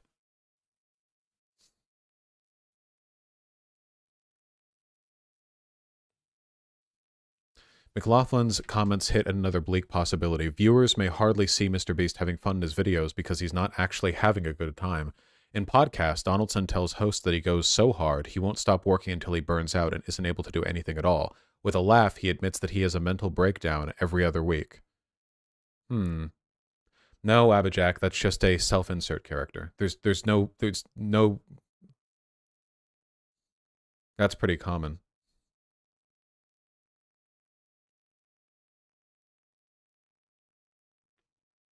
If he ever stops for a breather, he says, he gets depressed. Mr. Beast is so laser focused on generating content on YouTube. It's just content, right? Like content. That he describes his personality as YouTube.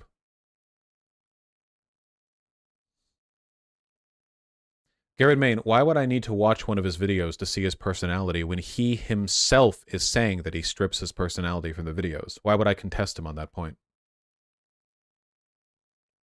He acknowledges that this brutal approach to videos, which has cratered many creators over the years, is not healthy.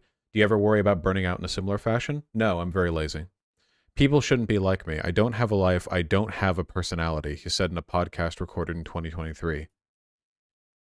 Fucking yikes.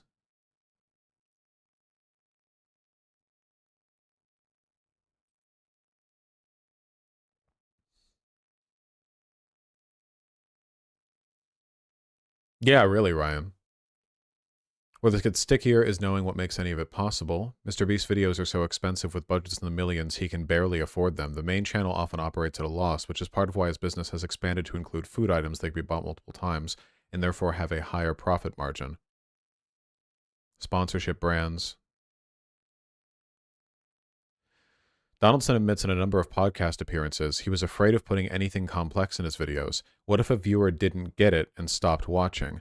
Donaldson might very well be an advertiser's absolute dream, the logical endpoint of an internet that's been flattened into a samey, straightforward sludge of optimized content.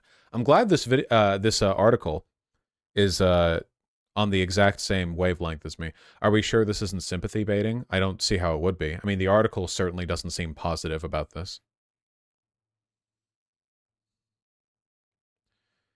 So far, much of what's been heralded in YouTube's era of Mr. Beast sounds bleak, but the next era might already be upon us. If the old YouTube was Instagram, the new YouTube might be more like TikTok.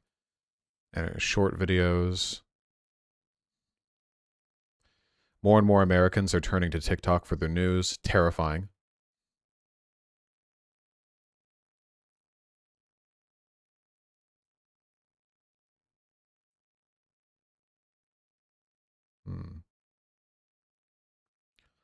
But the most influential YouTubers of the next era already don't resemble the prototypical Mr. Beast video. Look at Sam Solek Dodford or The Rise of Korkor. I have no idea what any of those things are. At all.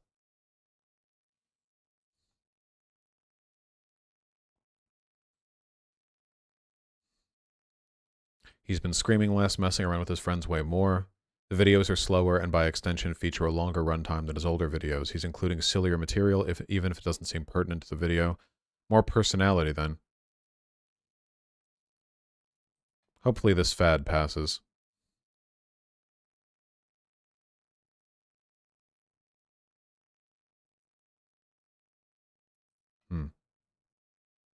Yeah, it's grim. I do think that fundamentally people crave art and personality. There's a reason why Mr. Beast videos are popular predominantly with like 13-year-olds or younger. Not even 13, right? Like Mr. Beast is a fixation for young people. So like I don't know, how much artistry are 10-year-olds even going to pick up on? Well, I shouldn't say that. Young people are perfectly capable of benefiting from better stuff to look at than what Mr. Beast has offered.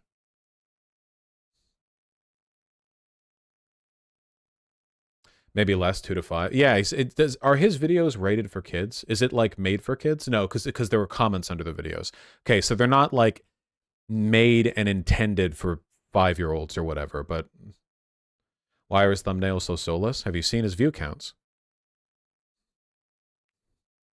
It is funny because Mr. Beast thumbnails have always looked like shit. You know, like they look really low effort, but, you know, he probably has it down to a science. I'm gonna give away this! He does have it down to a science. I guess some of these newer thumbnails look better than the older ones.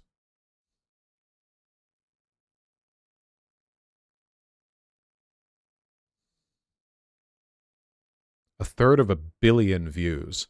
A third of a billion views. Oh, here's the one I saw with him doing the soy jack point at a hole in the ground.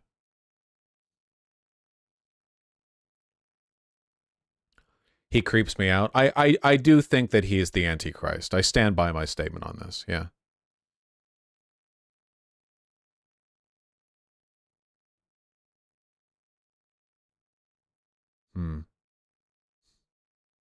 I've seen that one, Rave Dubin, yeah. Last to take the hands-off jet keeps it. 1 versus $1 million hotel room. He started photoshopping his face to be a toothy smile because the algorithm doesn't like soy faces anymore. You're kidding me. Wait, oh, you're right. Yeah, he did, didn't he? He used to do the soy face in a lot of these, but now he's got the smile in them. I remember there being more of the soy face, but now look, even like here 3 years ago. See, it's the same face. He puts the same face on them. Like he photoshops his own face onto. Kind of genius, actually. It's the same face. It's the. I got to replace this one. Oh, maybe he can't. He can't with this one. Because the head's too big? No, we could just black it out and then put a new one over it. Maybe he's lazy.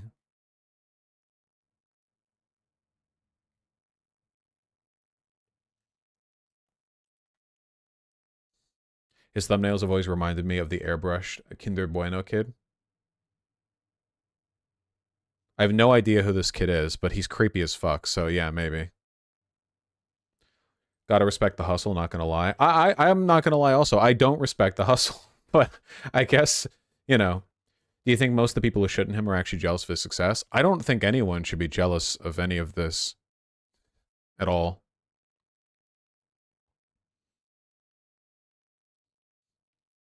While his free time seems minuscule, the rare times he does pull away from work are for dates with his girlfriend that center around activities that could enrich his videos because he considers a single hour of a date to be worth 100,000 had it been dedicated to work instead. Yeah, I don't envy him actually. You know, like this is very much a dragon's hoard situation. I don't think the dragon is actually that happy. You know, the dwarves have dug too deep, brain broken. Yeah, I am. Yeah, I don't know.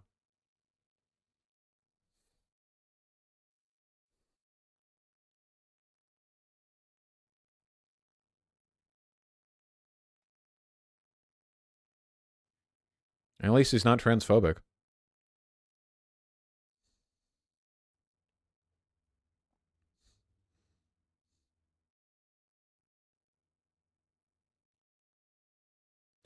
What's the point of money if you don't have a life to enjoy it? Yeah, a lot of people forget this, but Marx wrote on this extensively. The bourgeoisie tend to be fucking miserable because a lot of them are like this. You know, we have an impression of wealthy people being like self-aware about the money they have and just living with it and being happy, but no. The wealthier you are, the more likely you are to view your wealth and the accumulation of wealth as like a central driving goal in your life. So you make that about everything. There are so many ultra wealthy people who just like slaved away their whole lives and didn't make friends, you know? It's not like it is a common thing. It's just humans aren't meant to have all the bananas. Humans are meant to have at any given point in time one banana in their hand and maybe a few bunches of bananas in their hut.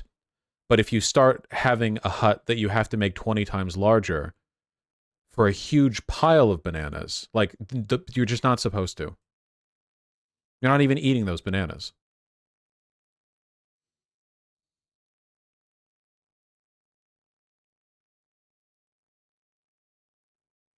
Well, I don't think he's whining Paprika. He's describing what he's doing. He's just saying that it's, you know, causing him great mental anguish, which, you know, at least he's self-aware. Weird.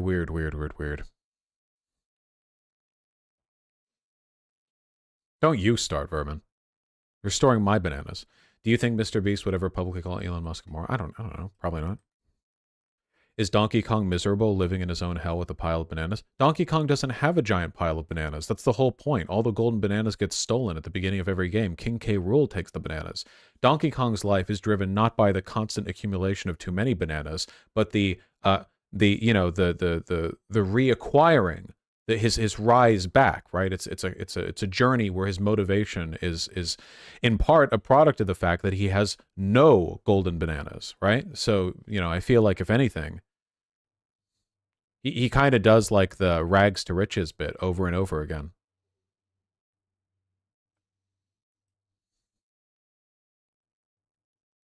Could he be friends with the Crocs instead to share his wealth? I'm not up on my DK64 lore. Isn't King K. Rool the only real bastard and the rest of the crocodiles underneath him are just kind of like dudes? Like in the broader media and comics, the other dudes under King K. Rool are frequently just normal. They're not like innately evil creatures or whatever, right? They seem very dude. I get a dudeish impression from them. Just dumb henchmen. Just goons. Real goons.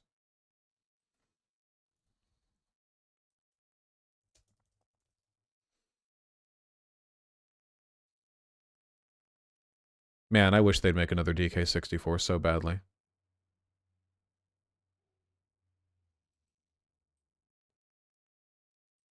Look at this guy. You're telling me this guy isn't a cool dude?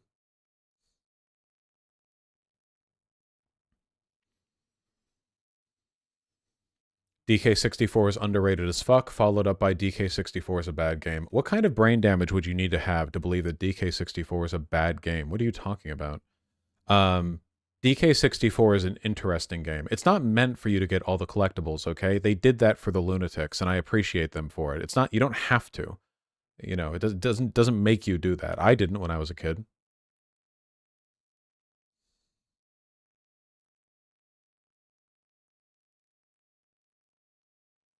And I still have the damn song in my head. This Kong has a funny face. He can handstand when he needs to and stretch his arms out just for you. Oh, that's actually kind of salacious now that I think about it. Like, what are you doing with the stretched arms, Lanky Kong? You fucking weirdo. What are you up to? What are you up to? He has no style. He has no style. He has no grace. Yeah. How come DK can have guns and no one cares, but Shadow the Hedgehog got a bunch of shit?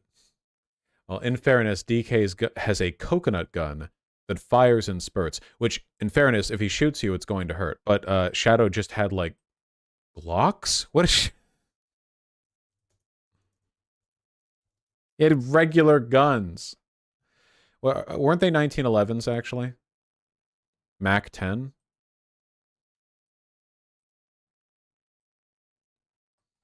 This looks like a 1911 to me. Like, look at that. It's like, it's fucking Shadow the Hedgehog, and he's it, like, almost looks photorealistic. It's insane. I think it's a 1911. Look at how narrow the grip is, yeah. He also had an MP5. Yeah. Just, I mean, this is what I envision him as, I guess. It's so weird. I don't know what they were thinking, but I guess it's very funny in retrospect, so maybe they were cooking? I'm not sure. I thought this was a meme image? No! Look! This is from Shadow the Hedgehog 2005. Opening cinematic.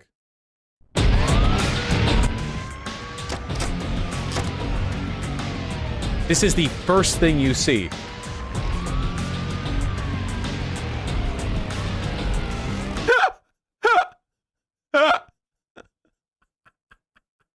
Hell yeah, dude! Yeah! Wicked! Keep going. I'm just worried about the music. I'll turn it down.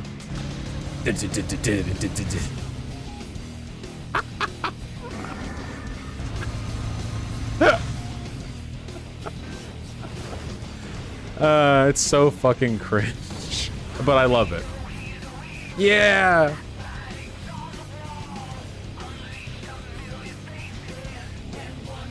Why does he need a motorcycle? That's actually a great question.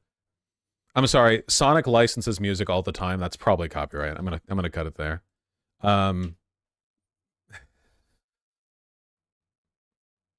Yeah, exactly, Vermin. It's great. Truly, 20 years ago was a phenomenal era for stuff that is now, like, ironically great because it's so cringe. You certainly can't say this is artless. No, there's a lot of personality on display here. It's a Crush 40 song made for the game. Then it's copyright, yeah. They couldn't get Linkin Park.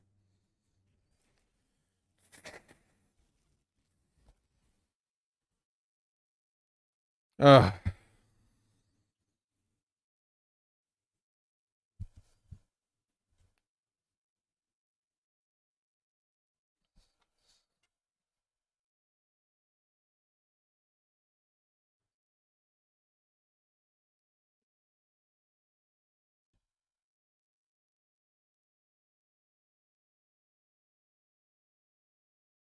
Is it bad that I unironically listen to Sonic the Hedgehog music because it slaps? Now, isn't one of the remixes of Live and Learn, I think from Sonic Adventures 2 or maybe 1, is an absolute banger. It got used in the Super Sonic Bros. Z. Sonic Super... whatever the fuck that one is. Yeah, hanging on the edge of tomorrow. Yeah, that one. Yeah, Super Mario Z. Thank you, that one, yeah. That one's a banger. That's good.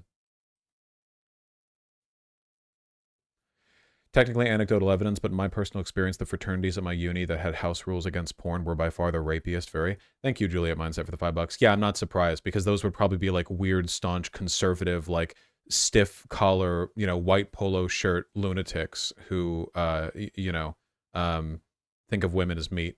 Yeah, insanely bad vibes. If I was like visiting some frat dudes or whatever, as if I ever would, too straight for me, thank you. And they were like, yeah, we don't allow porn in this house. All rapists. I'm getting out of there. They'll rape me, dude. They're all closeted. I'm getting out of there. They're frat dudes. A lot of them are like into sports. I'm out of shape. Not risking that. Terrible vibes. Thoughts on some people considering Sonic games an autistic game? They are. Like, I would say more so even than, like, Paradox game fans. People who are Sonic fans are, like, more at risk of being total autist social rejects than literally any other. It's insane. Like, there's a reason why Sonic games keep sucking, and it's because they have to keep appealing to the same, like, locked-in fan base of people who have horrible taste.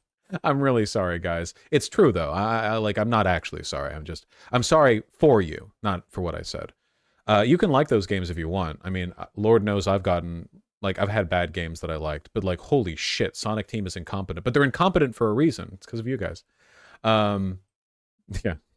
They're also very passionate, so that's nice. You know, it's good to be passionate. I think that overall, in terms of like contributions to internet culture, I would prefer Sonic fans to like diehard Nintendo fans, because diehard Nintendo fans, by and large, are so normie that it hurts. Whereas there's a kind of charming, there's like an autistic charm to the Super Sonic fans. You know what I mean? Like, genuinely, I'm not being sarcastic there. I like the personality and the passion.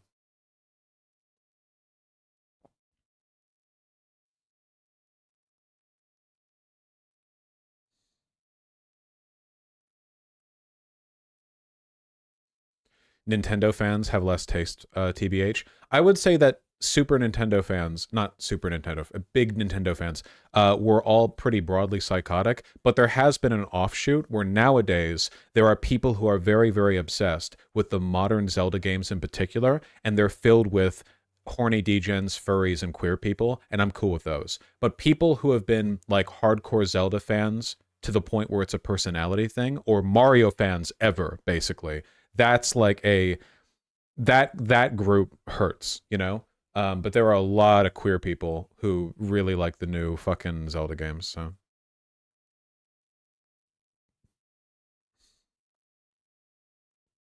What about Metroid fans?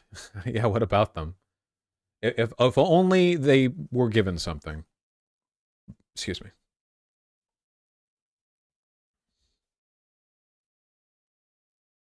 We must imagine them happy. Okay, wait, hold on. We're not done with politics. Get back here. Get your asses back here.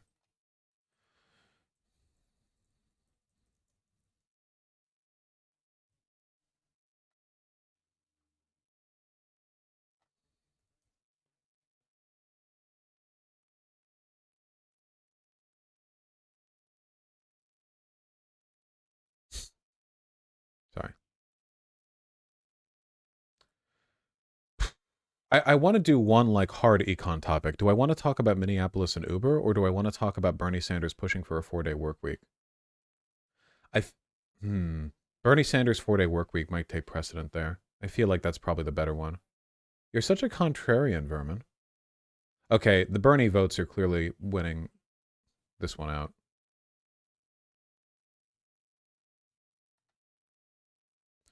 What about Splatoon fans? I wouldn't know. I don't speak baby infant. I don't. I don't speak. Sorry, I don't know what you mean. Their opinions are irrelevant to me.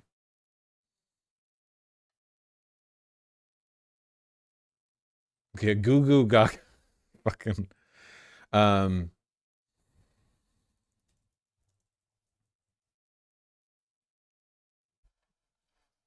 Oh!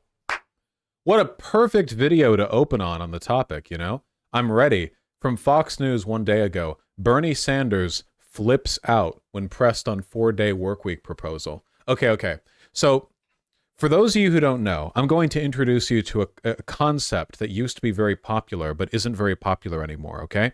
So, The idea of making labor-saving devices was that you would save labor, right? And then, because it took less labor to make the same amount of goods, you could either increase the amount of goods you make, thereby increasing the sort of like overall saturation and economic availability of a product, or you could simply produce the same amount but work less.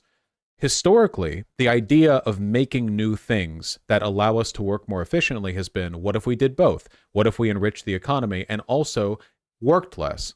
At some point in the past 200 years, the idea of working less left that dynamic, and in spite of the fact that the average worker today is incalculably more efficient than they were 150 years ago, for some reason we don't have incalculably more free time. Look, I'm not being unreasonable here, okay? There have been studies on 4-day work weeks, and it seems like in a lot of environments, they're just an objective improvement, just a plain, straightforward improvement. A lot of this is because many people today have bullshit office jobs where they don't actually get 5 days a week of work done every 5 days in a week. So compressing it down to 4 days encourages higher productivity, and they also tend to feel better during those 4 days, which makes them more productive. Obviously, the introduction of a broad overall 4-day work week would be a complicated, massive endeavor. You know, I'm not saying it would be super easy or, I'm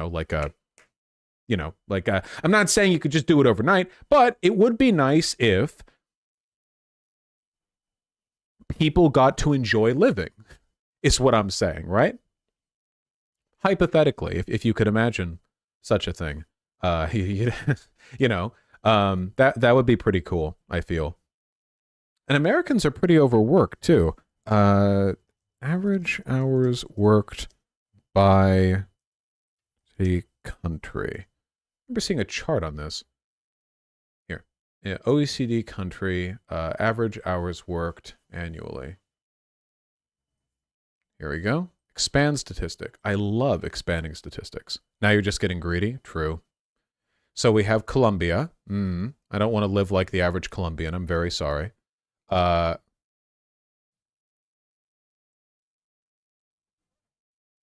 Vosh, I'm sorry. I love you, your community, and I love you. But in all seriousness, why are you holding your chat down like Mr. Beast holds his own balls? What the fuck? I'm making jokes based on what you do. It seems that in the hour that you've had in timeout, you haven't learned the behavior that I timed you out for. Back in you go. We're very committed to education on this channel in this space. Back in you go. But just walk in, walk right back out, right back into the box.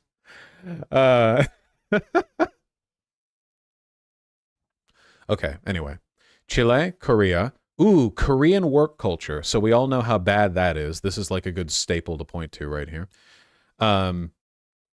Greece, Poland, United States over here. And then every country down from this point, fewer hours worked per year than the United States. Estonia, Czechia, OECD country average, New Zealand, Turkey, Australia, Hungary, Italy, Canada, Ireland, Spain, Portugal, Lithuania, Slovak Republic, Slovenia, Japan, Latvia, UK, Switzerland, Belgium, France, Finland, Luxembourg, Iceland, Austria, Sweden, Netherlands, Norway, Denmark, and Germany. The industrious, hardworking Germans all the way down here at the bottom. Impressive. Look, all I'm saying is, for the wealthiest economy in the world, we produce a lot of stuff, and I feel like people should stretch out, get a little, get some time, to relax, have a good time, is all I'm saying. So let's get to the video. Let's see how agents of the capital class in Fox News react to Bernie Sanders proposing a largely popular, bill. A significant number of Americans want a 4-hour work, or 4-hour work.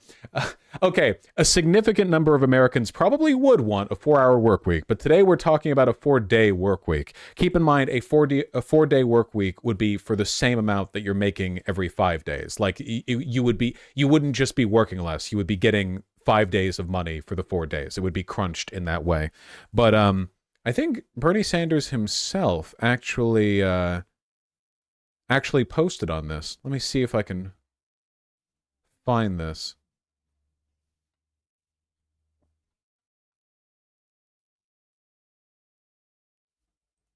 where he talked about the average American's level of support.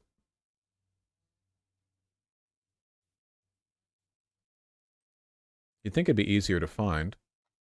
Maybe it would be if I was good at my job.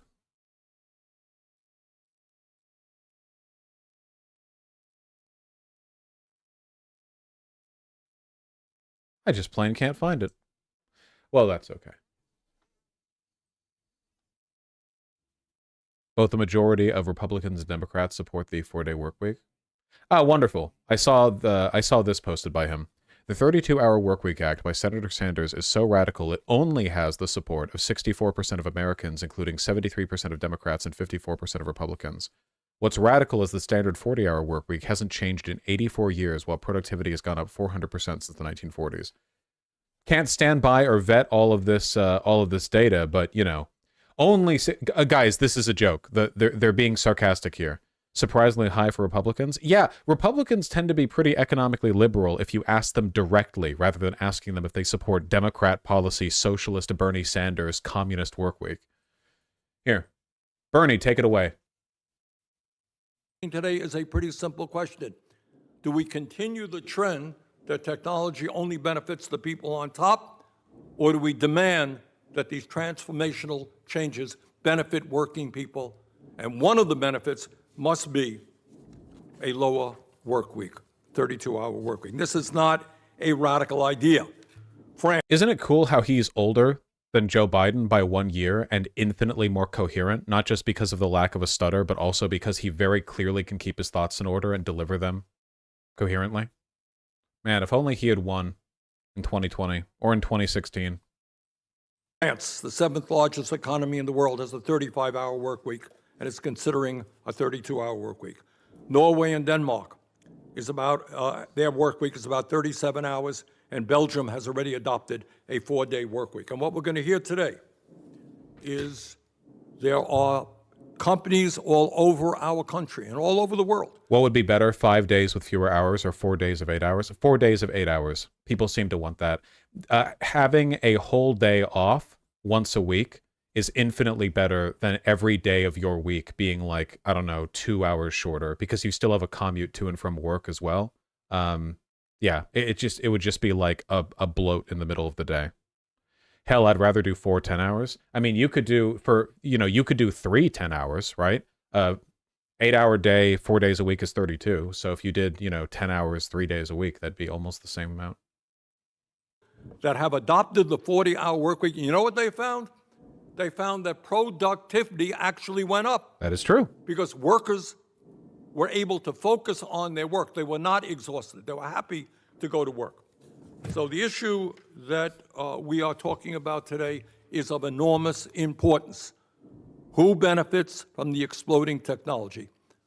The wealthiest people who are doing phenomenally well, or working people who are falling behind? And with that, let me give the mic over. Oh, that's true, Kowalski. Yeah. Overtime being set at 32 hours would mean that even if you are working more, like if you do work to 40 hours, you would get overtime pay for those additional 8 hours.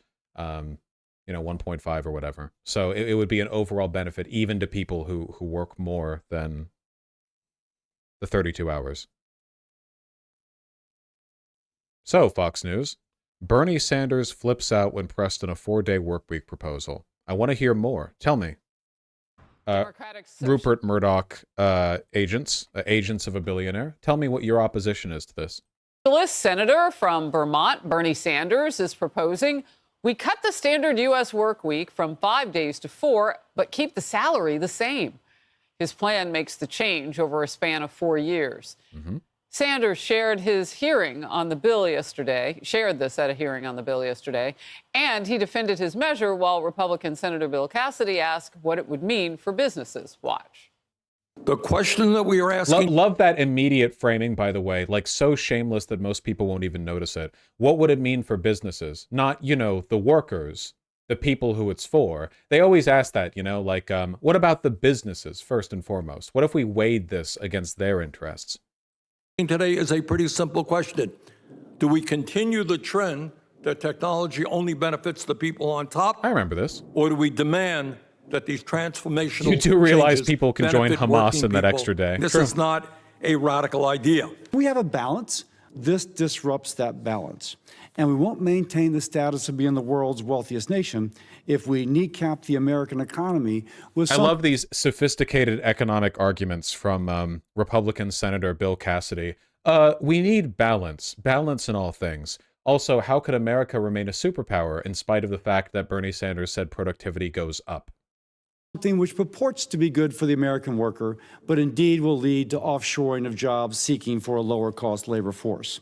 Hillary Vaughn is on Capitol Hill. Hillary.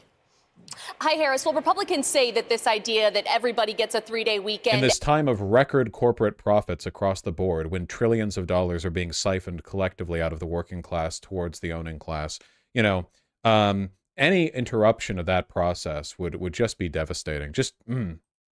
Every weekend would be a business killer. So we had some questions for Senator Bernie Sanders about how this would all work and how businesses could afford it. Here's how it went. Can I talk to you about the 32-hour work week? It seems like Fox Business. It seems like Democrats want businesses to be taxed more, pay their workers. Really? Is that what you think? pay their workers. Excuse me. I didn't get to ask a question. Okay, thank you. Senator. Excuse me. Thank you. Goodbye. You know, it looked like he was willing to talk to her for a second, but then she was like, it seems like Democrats' taxes, this has nothing to do with taxes. So just immediately writes her out. Like, nope. Sanders flips out over questions on 32-hour work. Actually, it seems like he shut her down before she even got a question out. You want to hold it? Okay. We held a hearing on a 32-hour work week because what we have seen is that over the last 50 years, despite a huge increase in worker productivity, almost all of the new wealth has gone to the top 1%. He's so coherent. He's 82 years old. And he has the composure and presence to talk over her, shut her down, and look at the camera and to ignore her, to hold frame, demonstrate power, and then immediately like, look, I just talked about this. Here are the talking points. Incredible. Just remarkable stuff, man. While 60% of the people are living paycheck to paycheck. Many of our people are exhausted. We work the longest hours of any people in the industrialized world. I think it's time for a shortened work week. Could I ask you a question about that?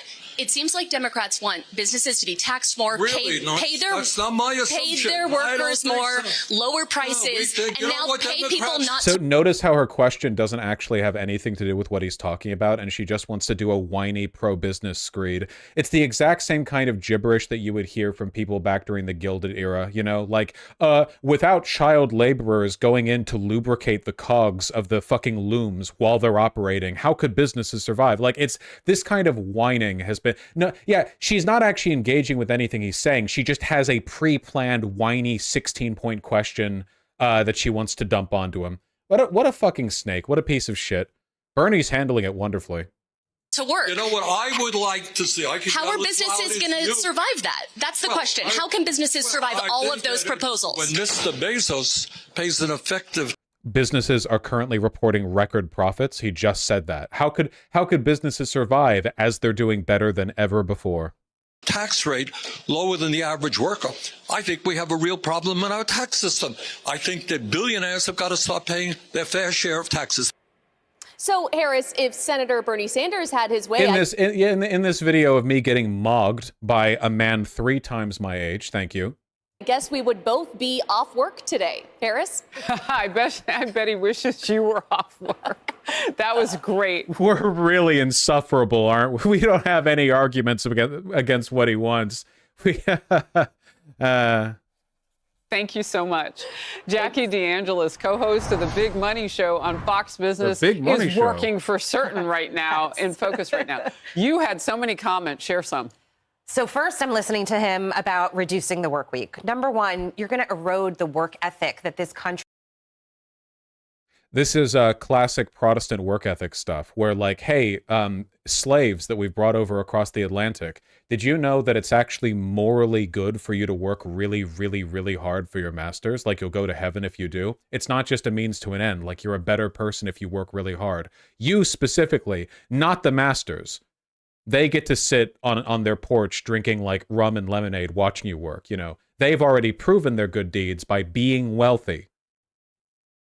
Country was built on, Harris. How much less do you want people to work than 40 hours? But number two, the 32 hours. It says in the bill. It says in the bill. You should read. It's titled the 32 hours. Implications of that on corporations and small business by paying people for an extra day of work where they are not producing will put. You're not paying them for an extra day of work. You're just continuing to pay them the amount you're currently paying them, but they work for 4 days rather than 5. You're not paying them for a day they're not there. Not only some businesses out of business altogether, but it'll create an environment where you're going to see more layoffs because the companies, that's not a sustainable. Why would you see more layoffs if they're working fewer hours? How exactly does that make sense? How you would need to hire more people, if anything. You'd see the opposite force. Model, and the companies won't be able to afford it. So we're living in an era, he's talking about technology. Companies won't be able to afford it. Yeah, dude, totally. Corporate profits at an all-time high.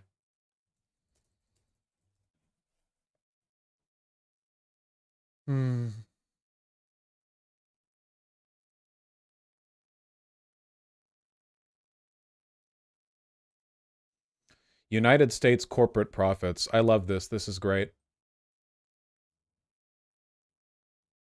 Is this adjusted for inflation?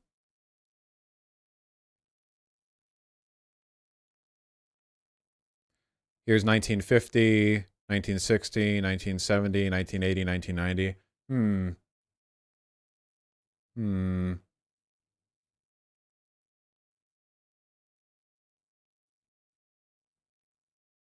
A quintupling since 2000. Man, how will these businesses survive?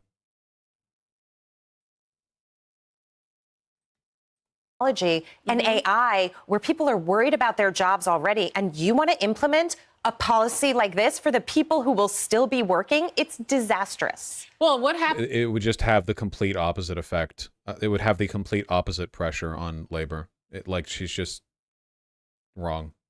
For those small businesses when they need people to buy into the cause and to stick around extra and help me make this dream work.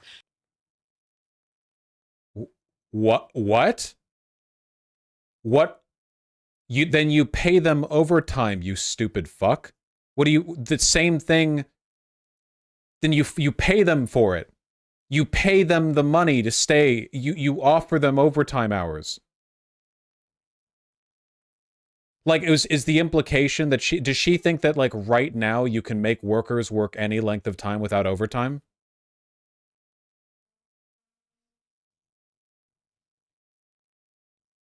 You're right. I mean, that's how this country was built. So yeah, no, you're completely right. This country was built on lots and lots of unpaid labor. I agree completely. You don't say. You'd think you'd have heard this. Paul Morrow, former New York City detective and attorney, was on the couch with us on Outnumbered yesterday, and he asked 10-plus hours, 4 days a week. Right. That way you get the 40 hours, but people get a 3-day work week. What do you think? I think that's great. That's not less hours worked. I mean, that'd probably still be better than the 5-day work week, but that's not less hours worked. So that wouldn't be great. That's a 32-hour bill. That's an alternative. That's a model that I've seen used at different companies, and people like it. They like the flexibility post-COVID to be able to work differently. But the companies and the government can work with them in making arrangements that are better. Let me just make one comment about what he said about the wealth. What? I don't understand. And the Jeff Bezos and why they're not paying their taxes. The top 1% in this country pay 46% of the entire federal income tax bill. He needs to stop saying that. And they should pay more. Guys, remember those corporate profits we just looked at? Don't worry, they're all paying more than they need to. You know why the top 1% is paying such a large proportion? Because they have all the money.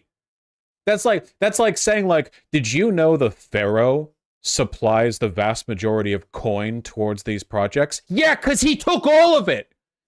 He took all the coin. There is no other coin. Yeah, one helpful way to reduce the amount the 1% contributes proportionally to the overall, tax base would be to redistribute income so poor people have money to be taxed with. I'm fine with it. I agree. I agree with this woman's radical proposal. I think the top 1% should pay exactly 1% of the taxes because the other 99% have 99% of the money. What do you guys think, huh? Sounds pretty good, right? Pretty good idea. I agree. That would be a lie if he's saying that. Yes. He's super smart. You know that he would know that, right? I don't know. He's a democratic socialist. Maybe he's given so much away he can't remember what it's all worth. That must be. You idiot. You stupid socialist. Don't you know wealthy people have more money? You fucking idiot. Last quick one for you. I want to talk about inflation right now. And you and I got into it during the commercial because how do you ignore this? Inflation is staying high despite a hot job market and sky high. Wait, what the fuck? Inflation since Biden took office. Inflation isn't what? Inflation staying sky high relative to the marker from the beginning of yeah, okay. Isn't current inflation like 3%? Yeah, no, it's not even annualized. This is literally just the flat percentage increase in inflation, a worthless statistic that no one uses except for when making like currency value adjustments across different time periods. Man, nothing like a quick jaunt over to Fox News to be reminded how much they hate you and want you dead. Looks like current inflation's at 3.2%, which is pretty close to the Federal Reserve's target. High interest rates. Well, that was to try to cool things down, so they're still sky high. Try to buy a house, you'll know. That's not how inflation works. They're not still sky high because at some point in the past they were lower.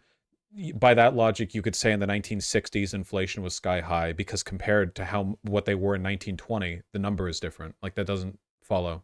Government data show inflation has risen by more than 18%. No, that's not inflation rising. Oh my God. That's an inflation in counting for the difference between now and then. That's not inflation being 18.5. That's just the total increase in the value of the... Oh my fucking God. Oh my God. People watch this, dude. People watch this. Like, people get their information from this. Yeah, the average boomer watching this is going to think that inflation right now is 18.5% a year or something, or like 18.5% a minute or whatever. Yeah, your boss watches this. Mm-hmm. What's the name of the lady? President Biden's the black lady? watch. And February statistics show the producer price index jumped by 0.6% last month. The consumer price index is up by more than 3% last month. Versus last year? Okay. So not 18% then. Yeah, 3.2%. The consumer price index has gone up 3.2%. Because inflation is... Okay. Compared with last year. It's complicating the Fed's path to cutting those painful interest rates. A new op-ed argues the Fed's nightmare scenario becomes more likely. Treasury Secretary Janet Yellen told Fox Business she's rethinking her words from 2021. What? I regret saying it was transitory. It has come down, but I think transitory means a few weeks or months to most people. I wouldn't expect this to be a smooth path month to month. Consumers spending record... What? Wait, what's the connection between this and the previous thing? This is so clipped and cut out of... I don't... What's even being said? An op-ed said that Yellen regretted a previous statement. This is like... There's like so much context that's been taken out here. Amounts on credit card in order to just survive for basic things. They can't afford basic items. How long do you think this credit card debt accumulation can continue? I see that as a normalization rather than a disturbing new trend. Okay, wait, let's take a pause there. We'll get to the Washington Examiner in a second. Okay, so you're going into further debt on your credit cards to buy food. She thinks that's a normalization. So What? She went from transitory to normalization. The mea culpa on transitory. Thank you. What? Wait, they're just saying words. What are they? Wait, this is like a not even wrong situation. I have no idea what point is even trying to be made here. Thank you so much, but it's 3 years later. It's not helping us now. On the normalization, Inflation that went was down. the part of that interview, Harris, that really made my head explode. We had saved up money. Thank God I thought I was having an ESL moment. I had no idea what these women have been yapping about. No, okay, I guess we're done with the Bernie Sanders section, so I don't care anymore. But like, no. It's gibberish. It doesn't mean anything. I guess like, okay, think about it. The kind of viewer that would be fooled by the big inflation number being 18% is also the kind of viewer that would think that lady saying credit card purchases for groceries indicate a normalization of a trend, and then her nodding and going, so she thinks that's a normalization, huh? Like, we're dealing with like amoebas, intellectually speaking here, okay? This content is produced for people who are operating at a level of intelligence that you can't sympathize with. They're they've been directly comparing monthly and annual stats. These numbers don't compare directly in the two they showed like next to each other. They didn't even explain what they were. They're just showing red arrows with numbers next to them. Like none of this, it's too much. It's too much. Again, it's not even wrong. Like I would have to like sit one of these ladies down and go like, what point are you trying to make? And then I would have the incredibly loud, incredibly incorrect buzzer anytime they said anything wrong, which would I would be like leaning on that the entire time, you know?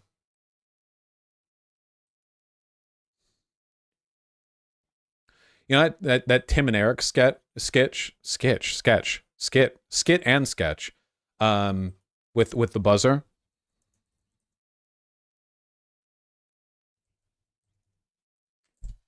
Is that copyright? It's probably copyright. Yeah, that sucks.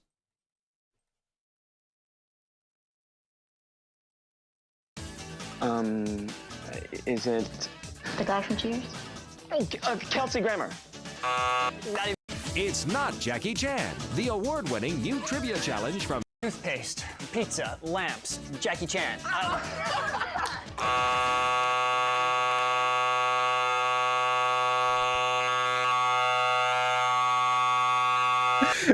Me talking economics with those ladies.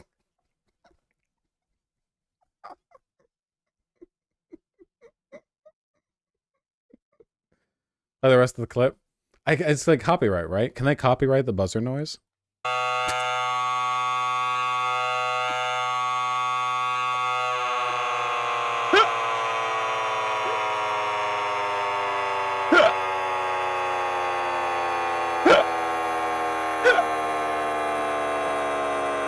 Stop. Okay. All right.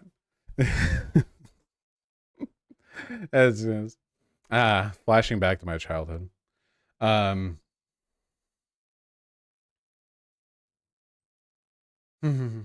reaction image, though, back before you were even alive, that was a popular reaction image of the guy smiling at the camera. Yeah.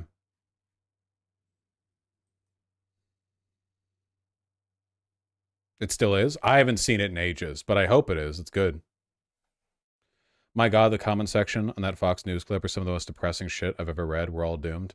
Yeah, it's pretty bad. But keep in mind, they're pre-selecting there for the kinds of people who would comment under a Fox News video clip on YouTube. Like, it's kind of like how millions of people go to Pornhub, but if you look in the comments under a Pornhub video, you're going to see the worst of humanity in action, or at least the loneliest of humanity.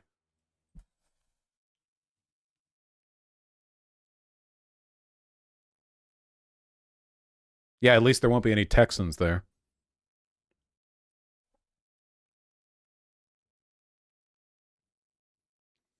Man, guys, this is my reminder to all of you, okay? You guys need to exfoliate. My face had been feeling off for like 2 weeks, you know, when I felt it. And I thought like, oh man, why are my pores so visible? And then I remembered, I haven't used my goddamn exfoliating scrubber on my face in ages. I've just been using it on my body. So I gave myself a good scrub-a-dub, and my face is so much smoother now. It's great.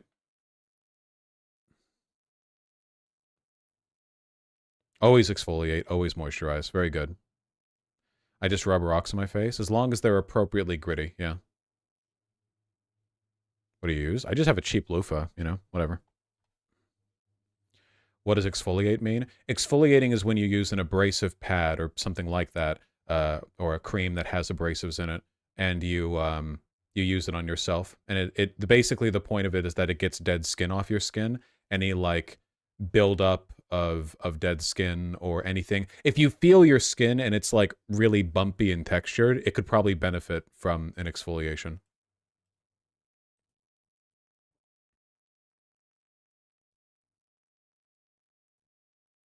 Don't overuse it though. Once a week is enough. Yeah, yeah. If you're doing like a heavy exfoliation, like really scrubbing, don't do it too often. You're just gonna hurt yourself. You know, it's fine. You don't build up dead skin that often. I use acid lol. Well, acid doesn't exfoliate. Acid is good for like oily skin in some places, like acne, but you know that's still not really exfoliation. Is that better than simply washing your face? It's not washing your face. You want to do both, right? You want to wash your face then exfoliate. There are chemical exfoliants, but chemical exfoliants wouldn't have all the same outcomes as an exfoliant, right?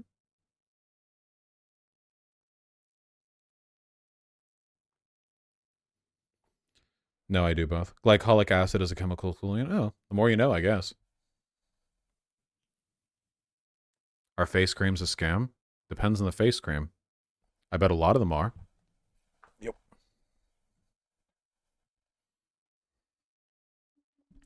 So you just take the loofah after washing and you just use it without anything on it? Well, no, I put soap on it. Because I'm washing my face with a loofah there, so it exfoliates and it washes. Yeah, but if you're using an exfoliating cream, then that might not be the same as cleaning your face. Or if you clean your face with your hands, you can exfoliate it with nothing. Like it, yeah, just do both. So you're saying you do the Patrick Bateman routine every morning, but unironically? Yes, do that.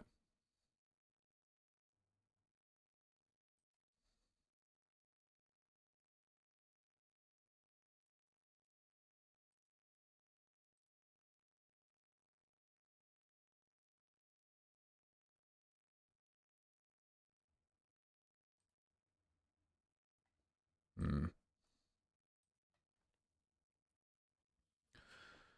A volcano just started erupting in Iceland 30 minutes ago. Isn't Iceland a volcano? Vosh, what would be a good face care routine for beginners? I'm not really the person to ask on this. Look, look, all I do, this is all I do, okay? And it works fine for me, all right? Every single day, because I have generally oily hair, I shampoo and I don't conditioner, and I just scrub body wash all over myself. And my face, of course, obviously. And you want to exfoliate your face now and again. And I use facial moisturizer a few times a day, usually just like before I go to bed and after I wake up or get out of the shower. That's it. That's all I do.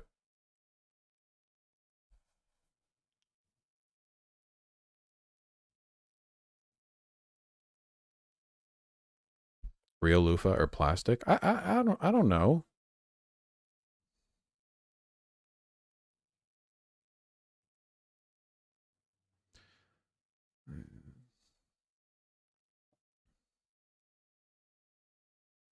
Yeah, so they say, Rave Dubin.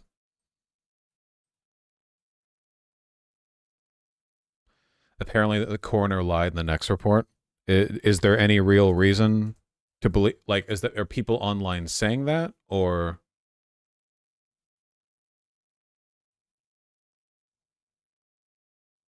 I don't see any news articles on the subject, so I'll withhold. I just don't think it's that relevant unless they're really found to be lying, in which case, go in for it, you know?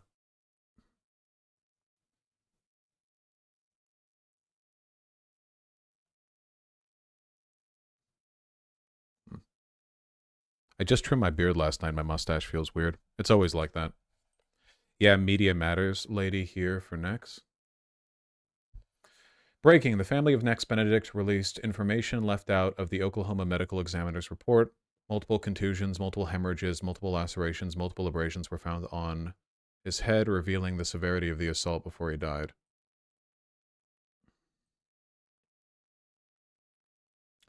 Thank you, Liz.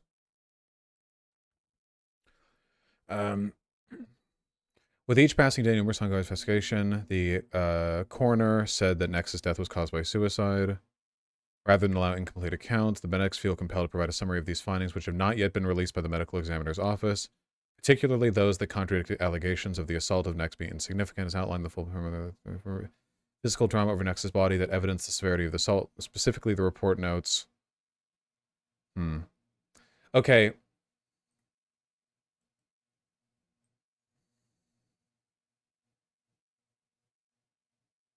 Look, I can see this is going to be one of those things where people accuse me of being like callous or contrarian or whatever. The information here doesn't necessarily contradict the report by the coroner. An autopsy isn't just listing every injury a person has necessarily. Like the report from the coroner is about what killed Nex, and you know, like a coroner can tell if a person died from, say, drugs as opposed to dying from the injury to the head or whatever else. Yeah, if the full autopsy report hasn't been released, just the statement that it was death by suicide from taking drugs.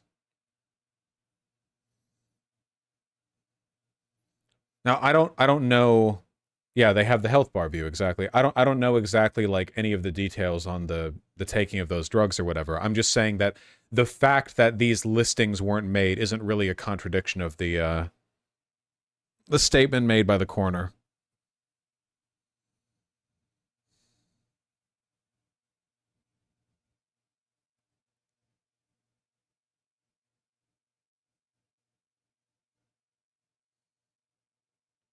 Yeah, we're just going to have to see until the full autopsy is released.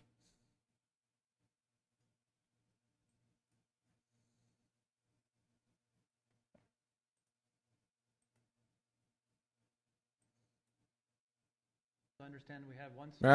Fucking TikTok. It plays the shit Mr. Masterson. Without the pause. Did you see Walter Masterson talk about Nex? No. Just confirming that's what the video is. You might have explained this. I had to refresh. Why wouldn't it be seen as a big black mark to not have released how badly this kid's body was fucked up? Or is this just a wait and see? Because the only thing the coroner has said is the cause of death, not the full autopsy.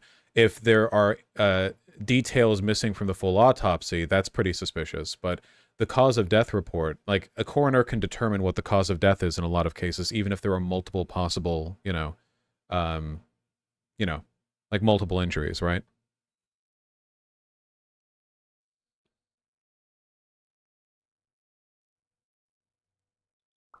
Like if a person drank poison, a coroner could rule on that and determine poison to be the cause of death, even if there were a bunch of injuries all over the person who drank the poison. Yeah, Quoteth, we'll have to see.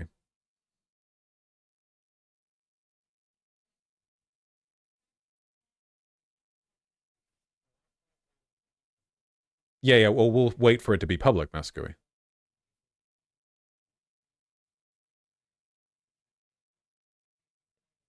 Honestly, what gets me is that it took basically a whole month for the cause of death to come out. Was it a whole month? I don't think it was a whole month. Either way, coroner's office doesn't work in, super quickly.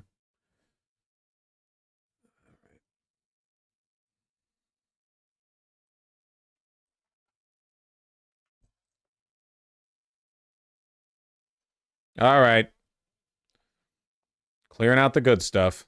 You know how it is. Netanyahu has approved the plans for a full ground offensive into Rafah. CBS News has learned that Israeli Prime Minister Benjamin Netanyahu has approved of what's being called a plan of action to That's what I said. In Israel's offensive in southern Gaza. Prime Minister Netanyahu had previously said his military would enter Rafah if terms of a ceasefire were not agreed upon by the beginning of Ramadan. That deadline has come and gone. But sources tell CBS News Hamas has presented Israel with a counter-proposal for a hostage release and pause in fighting. An Israeli delegation is expected to head to Doha tomorrow for additional talks. Let's bring in CBS News foreign correspondent Chris Livesay. He's following these developments from Jerusalem. So, Chris, do we know when this Looking at the deal, not the first one Hamas has proposed that Israel has rejected and probably will continue to reject. Hamas presents ceasefire proposal. Proposal seen by Reuters includes exchange of hostages, Palestinian detainees, women, children, elderly to be released in first stage. 700 to 1,000 Palestinian prisoners would be freed. Keep in mind that a lot of the Palestinian prisoners that Israel has are just political prisoners. Like, so many of them are, like, basically no charges have been brought against them. They're just being kept in detention on very vague accusations of being associated with terrorism. There are whole exposés on the extent to which Palestinians are just being, yeah, like kids are being held, like kids, you know?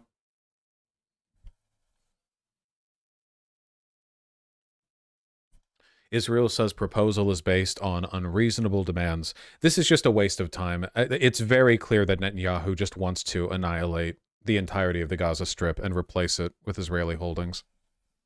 Like, there's no fucking way.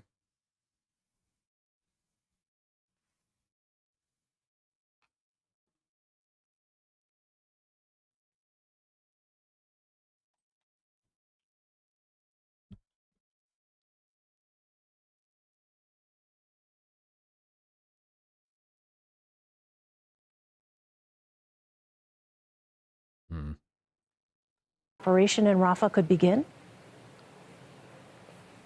Hi, Elaine. No, we don't know exactly when it's going to begin because, just to be clear, this is an operational plan that's been approved. Guess we get to see if Biden will actually nut up and cut off offensive aid to Israel like he said he would. Didn't he immediately back off that? Like, he said there would be a red line, and Netanyahu said, no, there won't. We're doing it anyway. And then Biden said, oh, okay. Yes, sir. Like, fuck.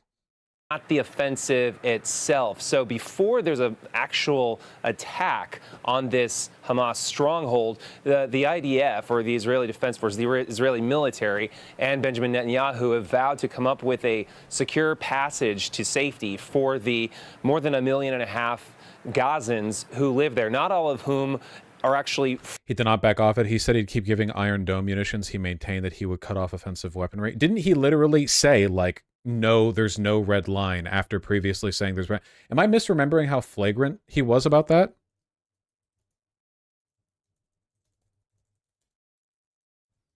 Or is this just the conflation between offensive weapons and rearming the Iron Dome?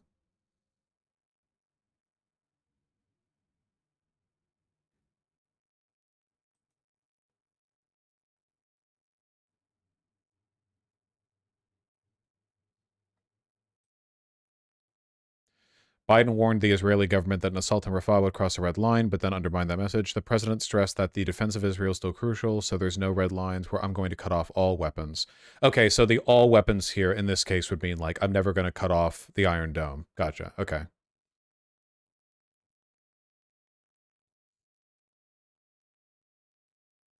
I would still consider this a pretty big walk back, especially because Israel has, you know, Netanyahu has just now flatly stated his intentions to commit to a plan to invade Rafah. But we'll see what he does. From there, the majority now in Rafah are from elsewhere in Gaza who have fled south because that's where it was supposed to be safe. And up until now, it has been relatively safer. But that time is about to pass because this is indeed a Hamas stronghold. Hamas has been accused by Israel of using civilians as human shields. And so long as Hamas is there, Israel sees that as being the burning embers of the same fire that they started on October. Thanks, CBS News. Yeah, this is a Hamas stronghold in the sense that it's one of the only occupiable spaces in all the Gaza Strip right now, and every Palestinian is Schrodinger's, you know, Hamas, so they're all implicated.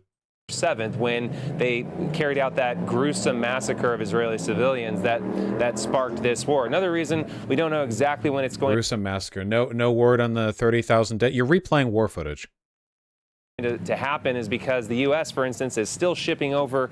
I'm curious what they're actually targeting in these videos. I've never seen any Hamas militia dead. Yeah, no, really though, right? Like, again, comparing to the Ukraine-Russian conflict, where you could see an endless barrage of direct engagements between Russian and Ukrainian soldiers, you basically never see. I know you can go looking for it. I'm not saying it's all faked. Like, Hamas has been fighting with the IDF, but Like, the idea, for every one genuine instance of combat that you see between an IDF soldier and anything Hamas-ish, right? You see like 50 TikToks of IDF soldiers, like, you know, Fortnite dancing on the Palestinian mass grave. Like, there's such a weirdly consistent lack of direct evidence of the conflict, which, I mean, the conflict is happening.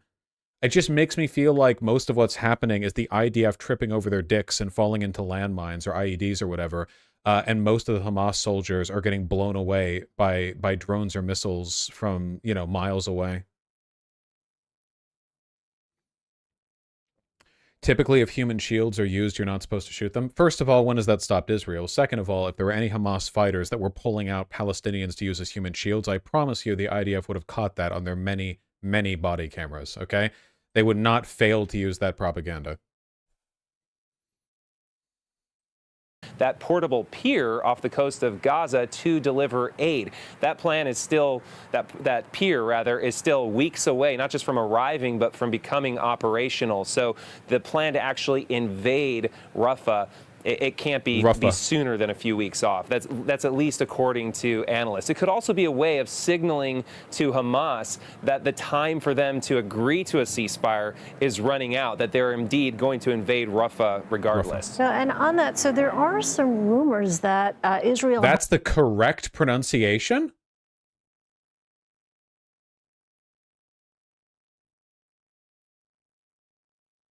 That sounds silly. I think the Arabs got it wrong on that one. Incorrect.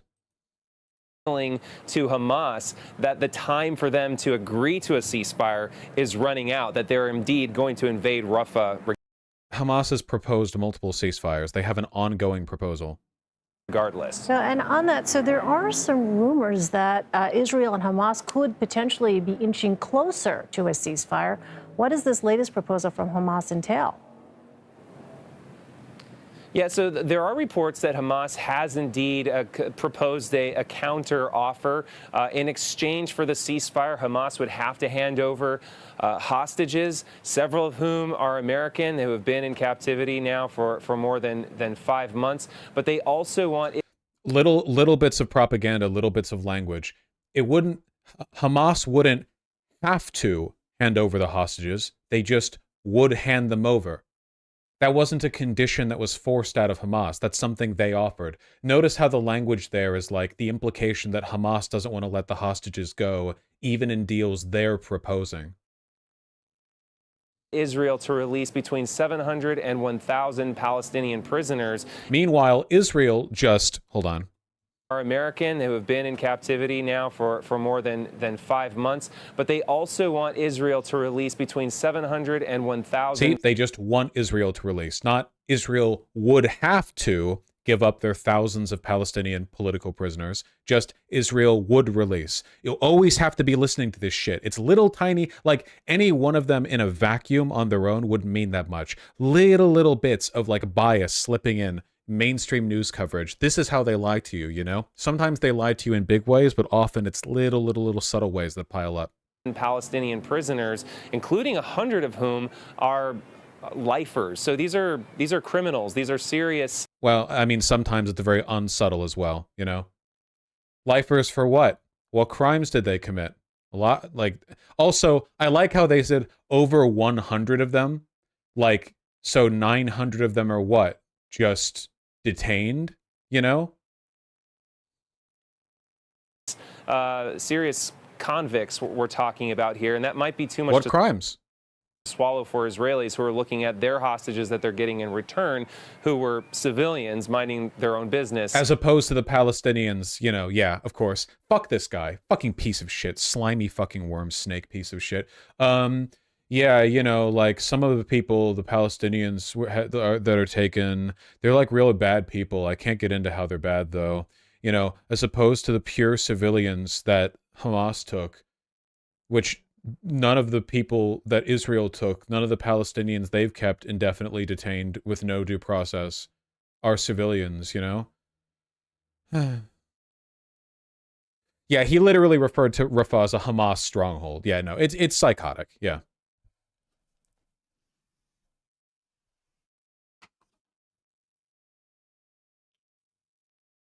all atrocities on Earth happen because of snakes like this piece of shit. Yeah, evil is often, like, this is evil in a lot of cases, right? You know, people like Netanyahu or Ben Gvir who just scream about it from the hilltops are relatively uncommon, though they do often find themselves in positions of power. It's usually stuff like this. I mean, this is how it happened with the Iraq War, right? Like, the Iraq War may have had plenty of politicians and pundits who were screaming shit like Glass the Middle East, but for the most part, it was people with this sneering, you know, the Iraqi people will be happy to see us. They'll consider us liberators. The dictator Saddam Hussein has been real bad, and he has been real bad, don't get me wrong, you know, blah, blah. But like that tone, you know?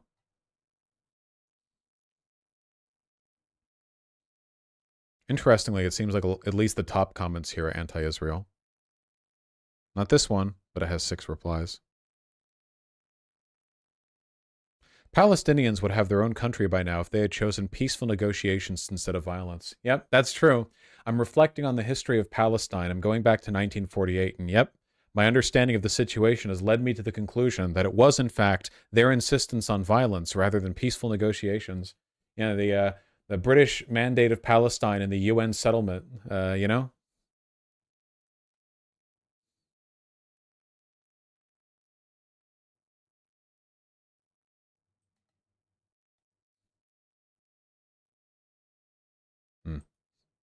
Is that true? Yes. The history of Israel is that Jews and Arabs both lived in previous Palestine, and then Jews said, we want democracy and freedom, and the bloodthirsty Arabs said no, and there was a big war that the Palestinians started, and the Jews won and made it Israel, and they were very nice to the Arabs they won over. And since then, those Arabs have just kept being mean. And it's like that, basically.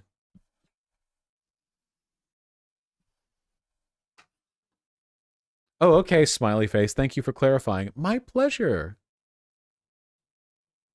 I feel so much more informed now. Yeah. I'm really excited because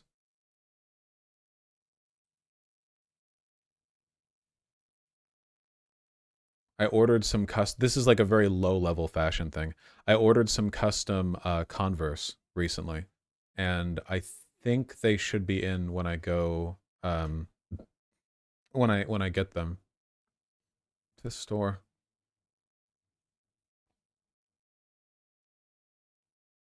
Is there a way for me to find? Show us? Is there a way for me to do that? How would I do that? What color? Beige. I needed some nice beige shoes.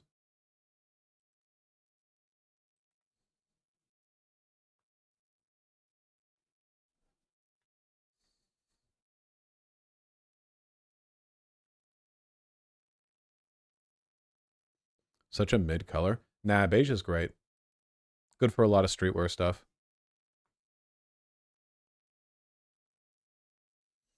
They have some pretty embroidered ones on Etsy. Yeah, I don't really want to give Etsy any money, man. There are so many scammers and like drop shippers on that site. It's really annoying. You should get some custom shoes with the Vosh logo on them. Yeah, I don't know if I want to out myself like that. Thank you. Happened to me fucking twice on dating apps recently. Hey, are you Vosh?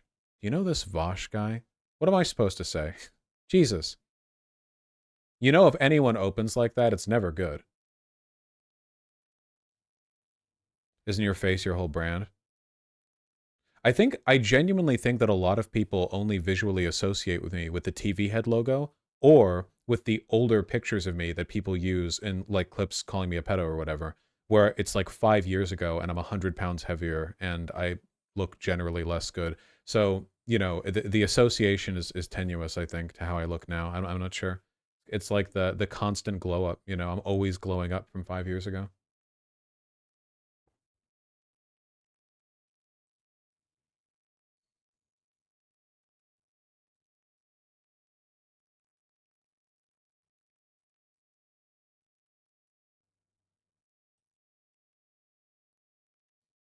The lighting could still use improvement on Michael Seraph. It's tough.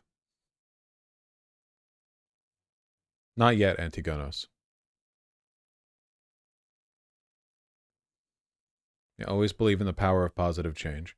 All right, I am going to read donations because I do like it when you donate to me. We've gone through everything I wanted to talk about today. I was going to talk about the Minneapolis Uber thing, but I don't really have the stomach for two like directly economic subjects, one after another.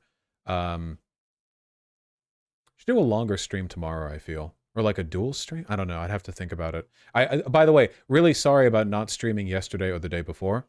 It was my intention to stream yesterday, but sure how much like information can reveal. I had a friend who needed me to help them with something, like a pre-existing thing, and basically like my estimation of that work investment was that I was going to be able to do it before a morning stream. And what ended up happening was it took most of the day, and by the time it was done, I felt dead. So it was a highly involved process, you know?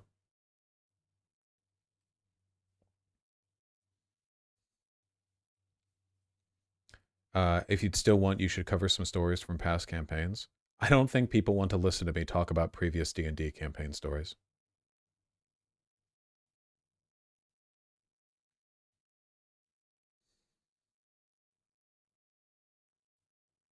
I do? Okay, yes, I'm sure you guys do because you're the ones in chat. People in chat are more likely to be super fans, but people in YouTube chat, or people who aren't in chat at all, are more likely to not like them.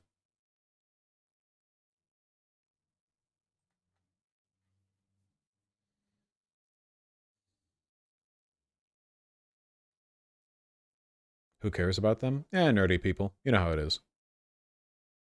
Look, I'll tell you what, okay?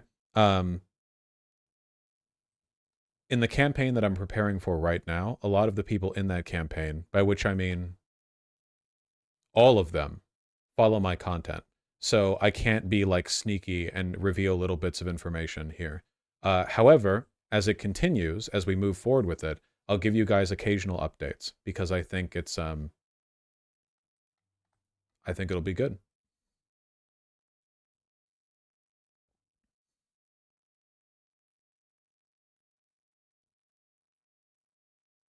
That's fair, Chase Watkins. All right, I'm reading. Van Kirk, thank you for the 5. Been making rice and beans with the fiance at least once a week lately. Best advice for meal options. Super easy and delicious. I love it. Thank you for that. Yeah, 100%. If you get good with making the rice too, you can up it by making flavored rice. For example, like adding a little bit of, is it not parsley? What is it? What do you add with parsley and a little bit of butter and lime juice? Cilantro. Thank you. Yeah. And you do that, you have some nice like Mexican rice, basically. You can make good jasmine. There's so many ways to make good rice, you know? Unfortunately, a lot of good rice is you just add a bunch of butter to it. So, you know, that's not really healthy, but it's also tasty. So, you know, choose your poison. Mistress Lynn, thank you for the 5 tier 1 subs. I really appreciate that. Bosh, hug, I'm in a lovey-dovey mood today. Spreading my love to chat and celebrating 22 years with my husband. Here's us. Love you. Aw. Hell yes. Thank you for the 5 tier 1 subs and also for the kind words. I like your husband's newspaper print shirt. It's very drippy. Could pair that very well. I don't know if it's actually newspaper print. It could be a lot of things. It's good. And here's to 22 more years. Thank you. Big Booty Butch says, yes, I think a 4-day work week would lead to more third spaces. 100%, I do believe that, yeah. Sparkle Fairy, thank you for the tier 1 sub. Likewise, Emerald Wolf. Teletech, thank you for the tier 1 sub. Dutch Moment. I remember this, yeah. We have been in... Wait, I can't do his voice. That's black fucking... The AAVE blackface voice. We haben eine serious... It's a weird thing, man. No. Dumbass, that's not AAVE. No, it's not AAVE. It's like it sounds a lot like a very specific kind of like minstrel show impression of how black people talked in the old days, like before AAVE was even a thing, you know? AAVE now is more like Southern, basically. Like, it sounds Southern. That's where it comes from. People said he sounded Jamaican. There's a lot of... It's a wacky guy, okay? He's a wacky guy, is what I'm saying. No Soak, thank you for the tier 3 sub. I really appreciate that. Thank you. Mimi Hiwaga and Zafinion, thank you for the tier 1 subs both. Really appreciate that. The Bread Boy, thank you for the $5. Very kind of you. Yeah, we talked about the hub. Lily the Gaylord PhD, the modern right wing. Donald Trump has cock confidence. That's true.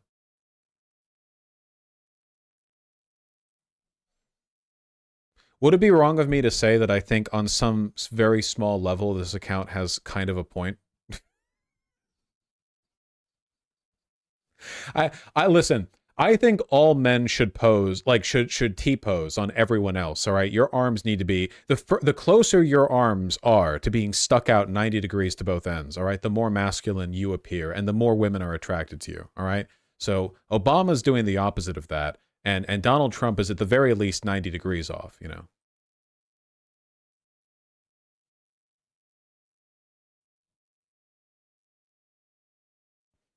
My African parents thought you were black by your voice. Sterilite, I have no idea how they could assume that, but I choose to interpret it as a compliment. Arch Ray, thank you for the tier 1 sub. I have every intention of doing so. Open Storm, thank you for the $10. My work recently had a meeting where the higher uppers were haha joking about having ChatGPT write a reviews or asking it for advice and coaching employees. I'm sure. Fucking grim. Revolution Win, thank you for the $5. Which fit is your favorite? I don't want to do fit ratings from my chat. I don't. They take a long time to go through, for one, and they make me feel bad if I don't have positive things to say, okay? To be clear.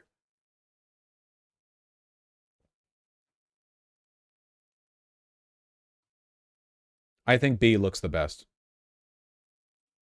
If it's that, then I'm gonna do that. I'm just gonna look at the images, and I'm just gonna say like I like this one best, you know. Like, but that's, you know, that's very.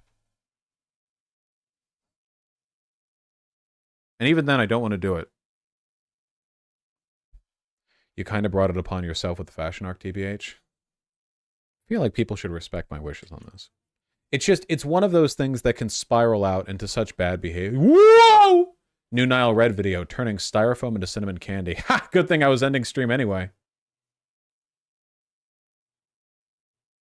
I don't know how I feel about this. Can you wear a brown suit to a wedding? Oh, my friend, not only can you, I think you should.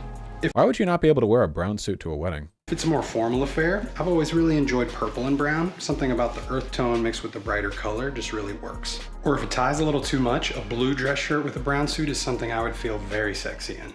That looks good. Chambray shirts are really nice. Or of course, when in doubt, there's always old reliable monochrome. All brown everything, it's tough to beat for me. Can you wear a brown suit? Always comes in handy if you shit yourself. Yeah, true. The gayest hair. He's in LA, so. All pastel outfit for Easter. Oh no. This looks good, but it isn't giving Easter. How about an all pastel vibe? We'll do this kind of pastel seafoam green linen shirt. I like seafoam. I also cut the a lot. collar off. I must say, I am all for dressing obnoxiously to theme for holidays, especially if it gives me a chance to wear my pink corduroy bell bottoms. You don't have to agree, but I find certain holidays to be kind of boring, so. One thing I do like this guy for, from a fashion perspective, is that he does not wear expensive clothing. Like when he's showing off his stuff, he will frequently show off clothes that you could get for very little money, you know?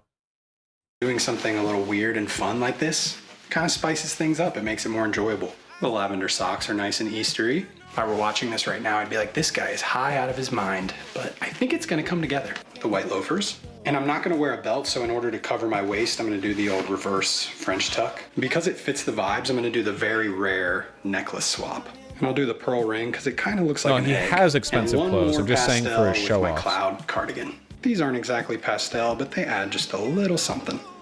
Now this may not necessarily. I'm not gonna lie, I would fear this man if I saw him walking around outside, but it is definitely on theme.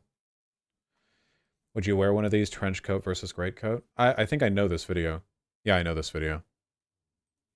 Trench coats and greatcoats are both garments with military origins, although the greatcoat long predates the trench coats World War I. I don't like trench coats. I don't like how they look. I don't like how thin they are either. I think that greatcoat is a very broad term, you know? But it's fine. I wouldn't go for this one in particular, though, because it looks like a military greatcoat. I don't like military coats. I like when I'm wearing coats, I want them to be clearly fashion oriented, you know?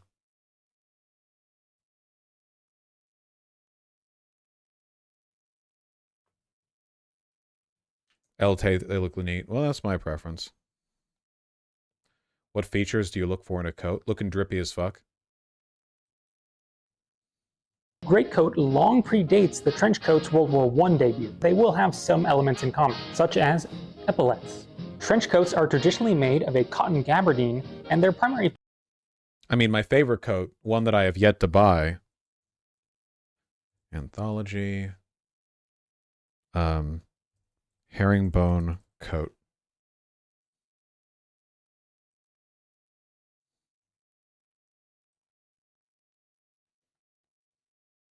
Just about the most beautiful goddamn coat ever made. Look at that. Good lord.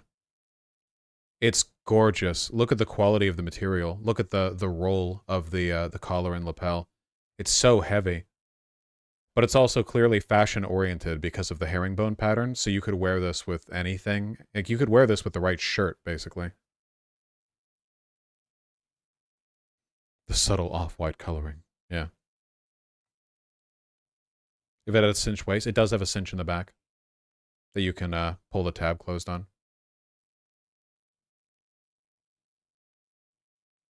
So nice.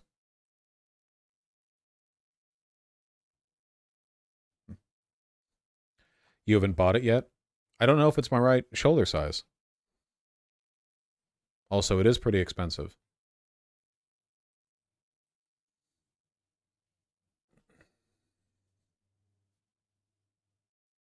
Liba, thank you for the $10. Not relevant to the current discussion, but I just started HRT on Wednesday. Thank you for you and your community for cracking my egg. Oh, that's awesome. Congratulations. Here's to day one, or week one, I guess. Well done. Be consistent. Juliet Mindset, thank you for the 5. Oh, I read that one, right, on the fraternities. Ozia61E, thank you for the $5. Republicans being evil, example 5 trillion. Is it? Alabama Republicans target transgender space camp employee. Oh yeah, I saw this! Some people in the news media have been saying, like, the space camp controversy. And the controversy is literally just, there is a trans employee. You know? It's a whole thing. Renio Wu, thank you for the $5. Nice, I hope you're enjoying the drink. Official Stolas, thank you for the tier 1 sub. Just beat Elden Ring while listening to this stream, haha. Nice. Nice armor, too. Looking good.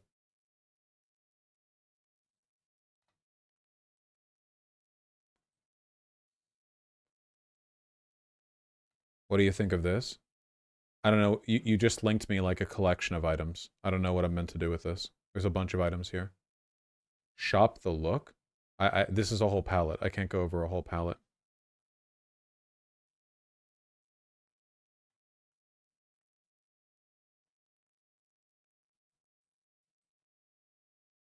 Just scrolling down. That's a lot.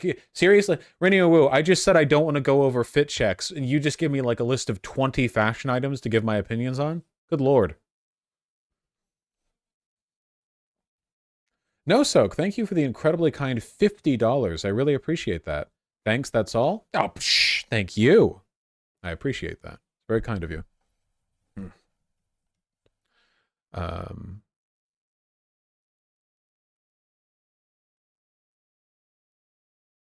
Yes. Slipping on Velcro, thank you for the $10. Fridge check?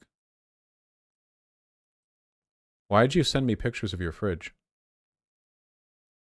What am I to do with this? Looks good, though. Why is this at an angle?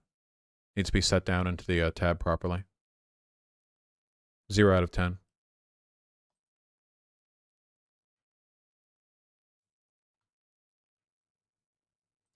What are your opinions on having genitals? When does America become woke to that Barbie fit? I'm not gonna lie. Having a bulge is fun and all, but like, holy shit, man. Sometimes I try to wear clothes, especially men's like mid or high-rise clothing, where you know, they don't always lower the seat far enough and you just have like a visible bulge or whatever. Jesus Christ. Like, it's fine, but if you're wearing them with jeans, right? Like, it past a point, it comes across as like more indecent.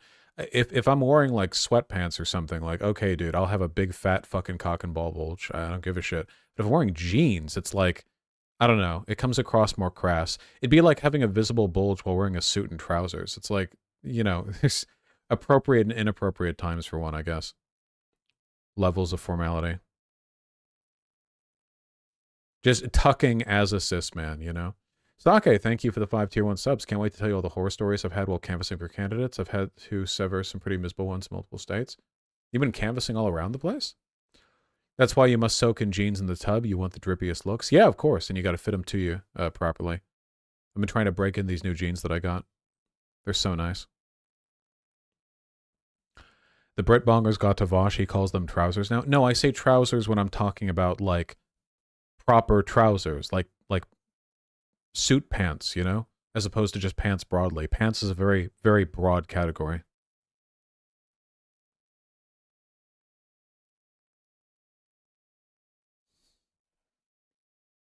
Vosh, when do we add tucking to sex ed? Legitimate question. Hello, Bonkdor, again, for the 3rd time.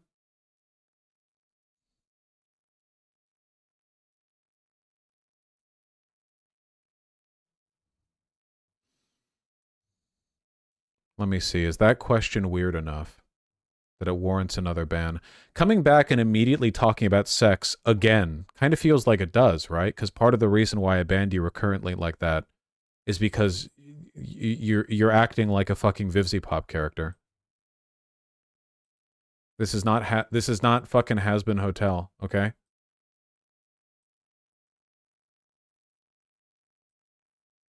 Fuck it, ban him. Nah, not this time.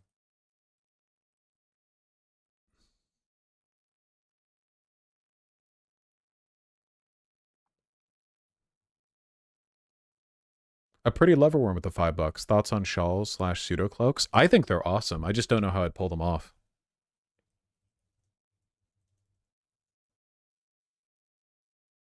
Unfortunately, they're also very femme-coded. So it'd be, you know, some specifics to it. I do like them a lot, though, you know? Here's a shawl and a fashion runway. I think that for the most part, this comes across as being pretty stylish and also pretty accessible, right? Like, this doesn't look that far off from something that a person could reasonably wear day to day. You know, they dial it down a bit, but it's in the ballpark at least. It's not completely out there and impractical. Being able to pull that pattern off. Oh, these like chevron herringbone patterns are super easy to pull off. They're really good. They're very drippy.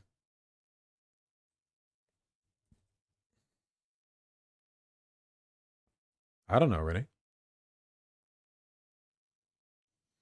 I think the main issue for the most part is that wearing a shawl makes you look like you're LARPing as some kind of like tribal or, you know, foreigner drip or whatever. There's not really like an American conception of a shawl in American culture. Like there are other cultures that have become a part of America where they wear shawls, but it's not, I don't really think of like, you know, it would feel to me like I was wearing a Nigerian traditional men's attire or whatever, where it's like, okay, do I look drippy? Maybe, but I also look like I'm trying to look Nigerian, which isn't really my intention. Sake, thanks to 5 tier 1 subs. I went to Aviation Challenge as a teen, Air Force Camp next to Space Camp, and nothing is gayer than LARPing as Air Force and or astronauts in Huntsville, Alabama. Oh, yeah, well, yeah, I mean, Space Camp is definitionally gay, of course, 100%. That's a slur, Bonkdor. Thank you for the 5 additional tier 1 subs. Wet clothes equals drippy look, I finally understand. Well, that shawl looks wet with how it hangs down heavily. Yeah, so at least in that respect, sure.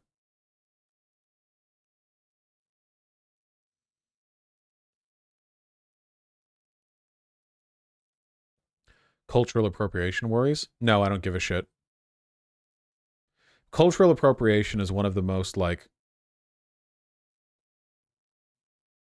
I don't know, misused terms. Like, there are obvious examples of things that are bad, and then, yeah. I just don't give a shit. Yeah, exactly. Cultural appropriation isn't about random people. It's a sociological process. It's not like, oh, you wore a shirt that's from a different, you know, whatever. It's fucking stupid. Here, let me I'm gonna do it. I'm gonna do it quickly this time. I'm gonna find where the super chats are. Speed run. Dun, dun, dun, dun, dun, dun, dun, dun, dun, dun, dun. I already fucked up. I already clicked the wrong thing. God damn it.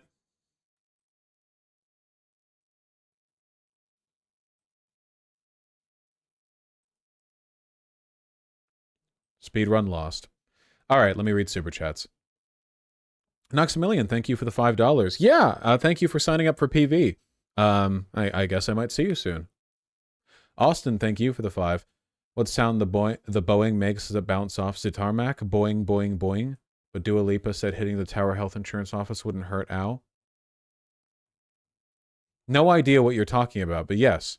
Dame Lyrixel, thank you for the 40 Zar R. I don't know what those are either. Spinong Jor, thank you for the 50 Norwegian kroner. Did they change how they present foreign currencies in Super Chat? I've already watched Unlearning Economics video on Thomas Sowell. Christopher Metcalf, thank you for the $20. Boeing is going to get its tits out for the government, and all of this will never be spoken of again. They're just too deep in with Uncle Sam's military division. True, but keep in mind, there are limits to this, right? Like, there are people in the Pentagon who are going to become increasingly upset with Boeing's, you know, quality assurance issues. Not to say the military doesn't waste money on stupid fucking projects all the time, but there is some kind of pressure there. I have seen Mr. Beast Philanthropy random comment. Thank you for the $5, but it's not really relevant to what I was talking about. Colin Costco, thank you for the $10.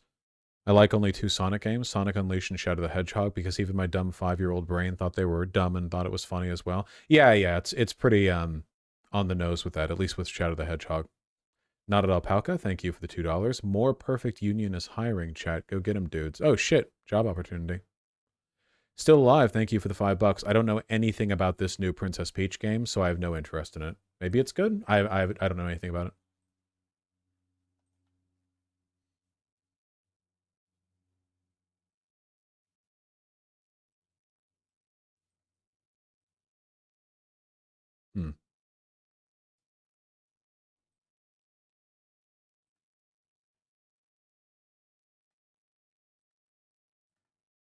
Okay.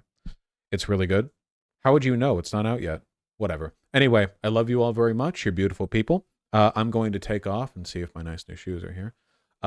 Please take care of yourselves. I'm going to send you guys over to... The demo is out? They released a demo? Oh, how quaint. I like that. Okay, Beetle Moses is playing Spider-Man 2. I hope he's playing Spider-Man 2 and not the more recent new Spider-Man Miles Morales one. Like, I want him to be playing the one with the pizza song, you know?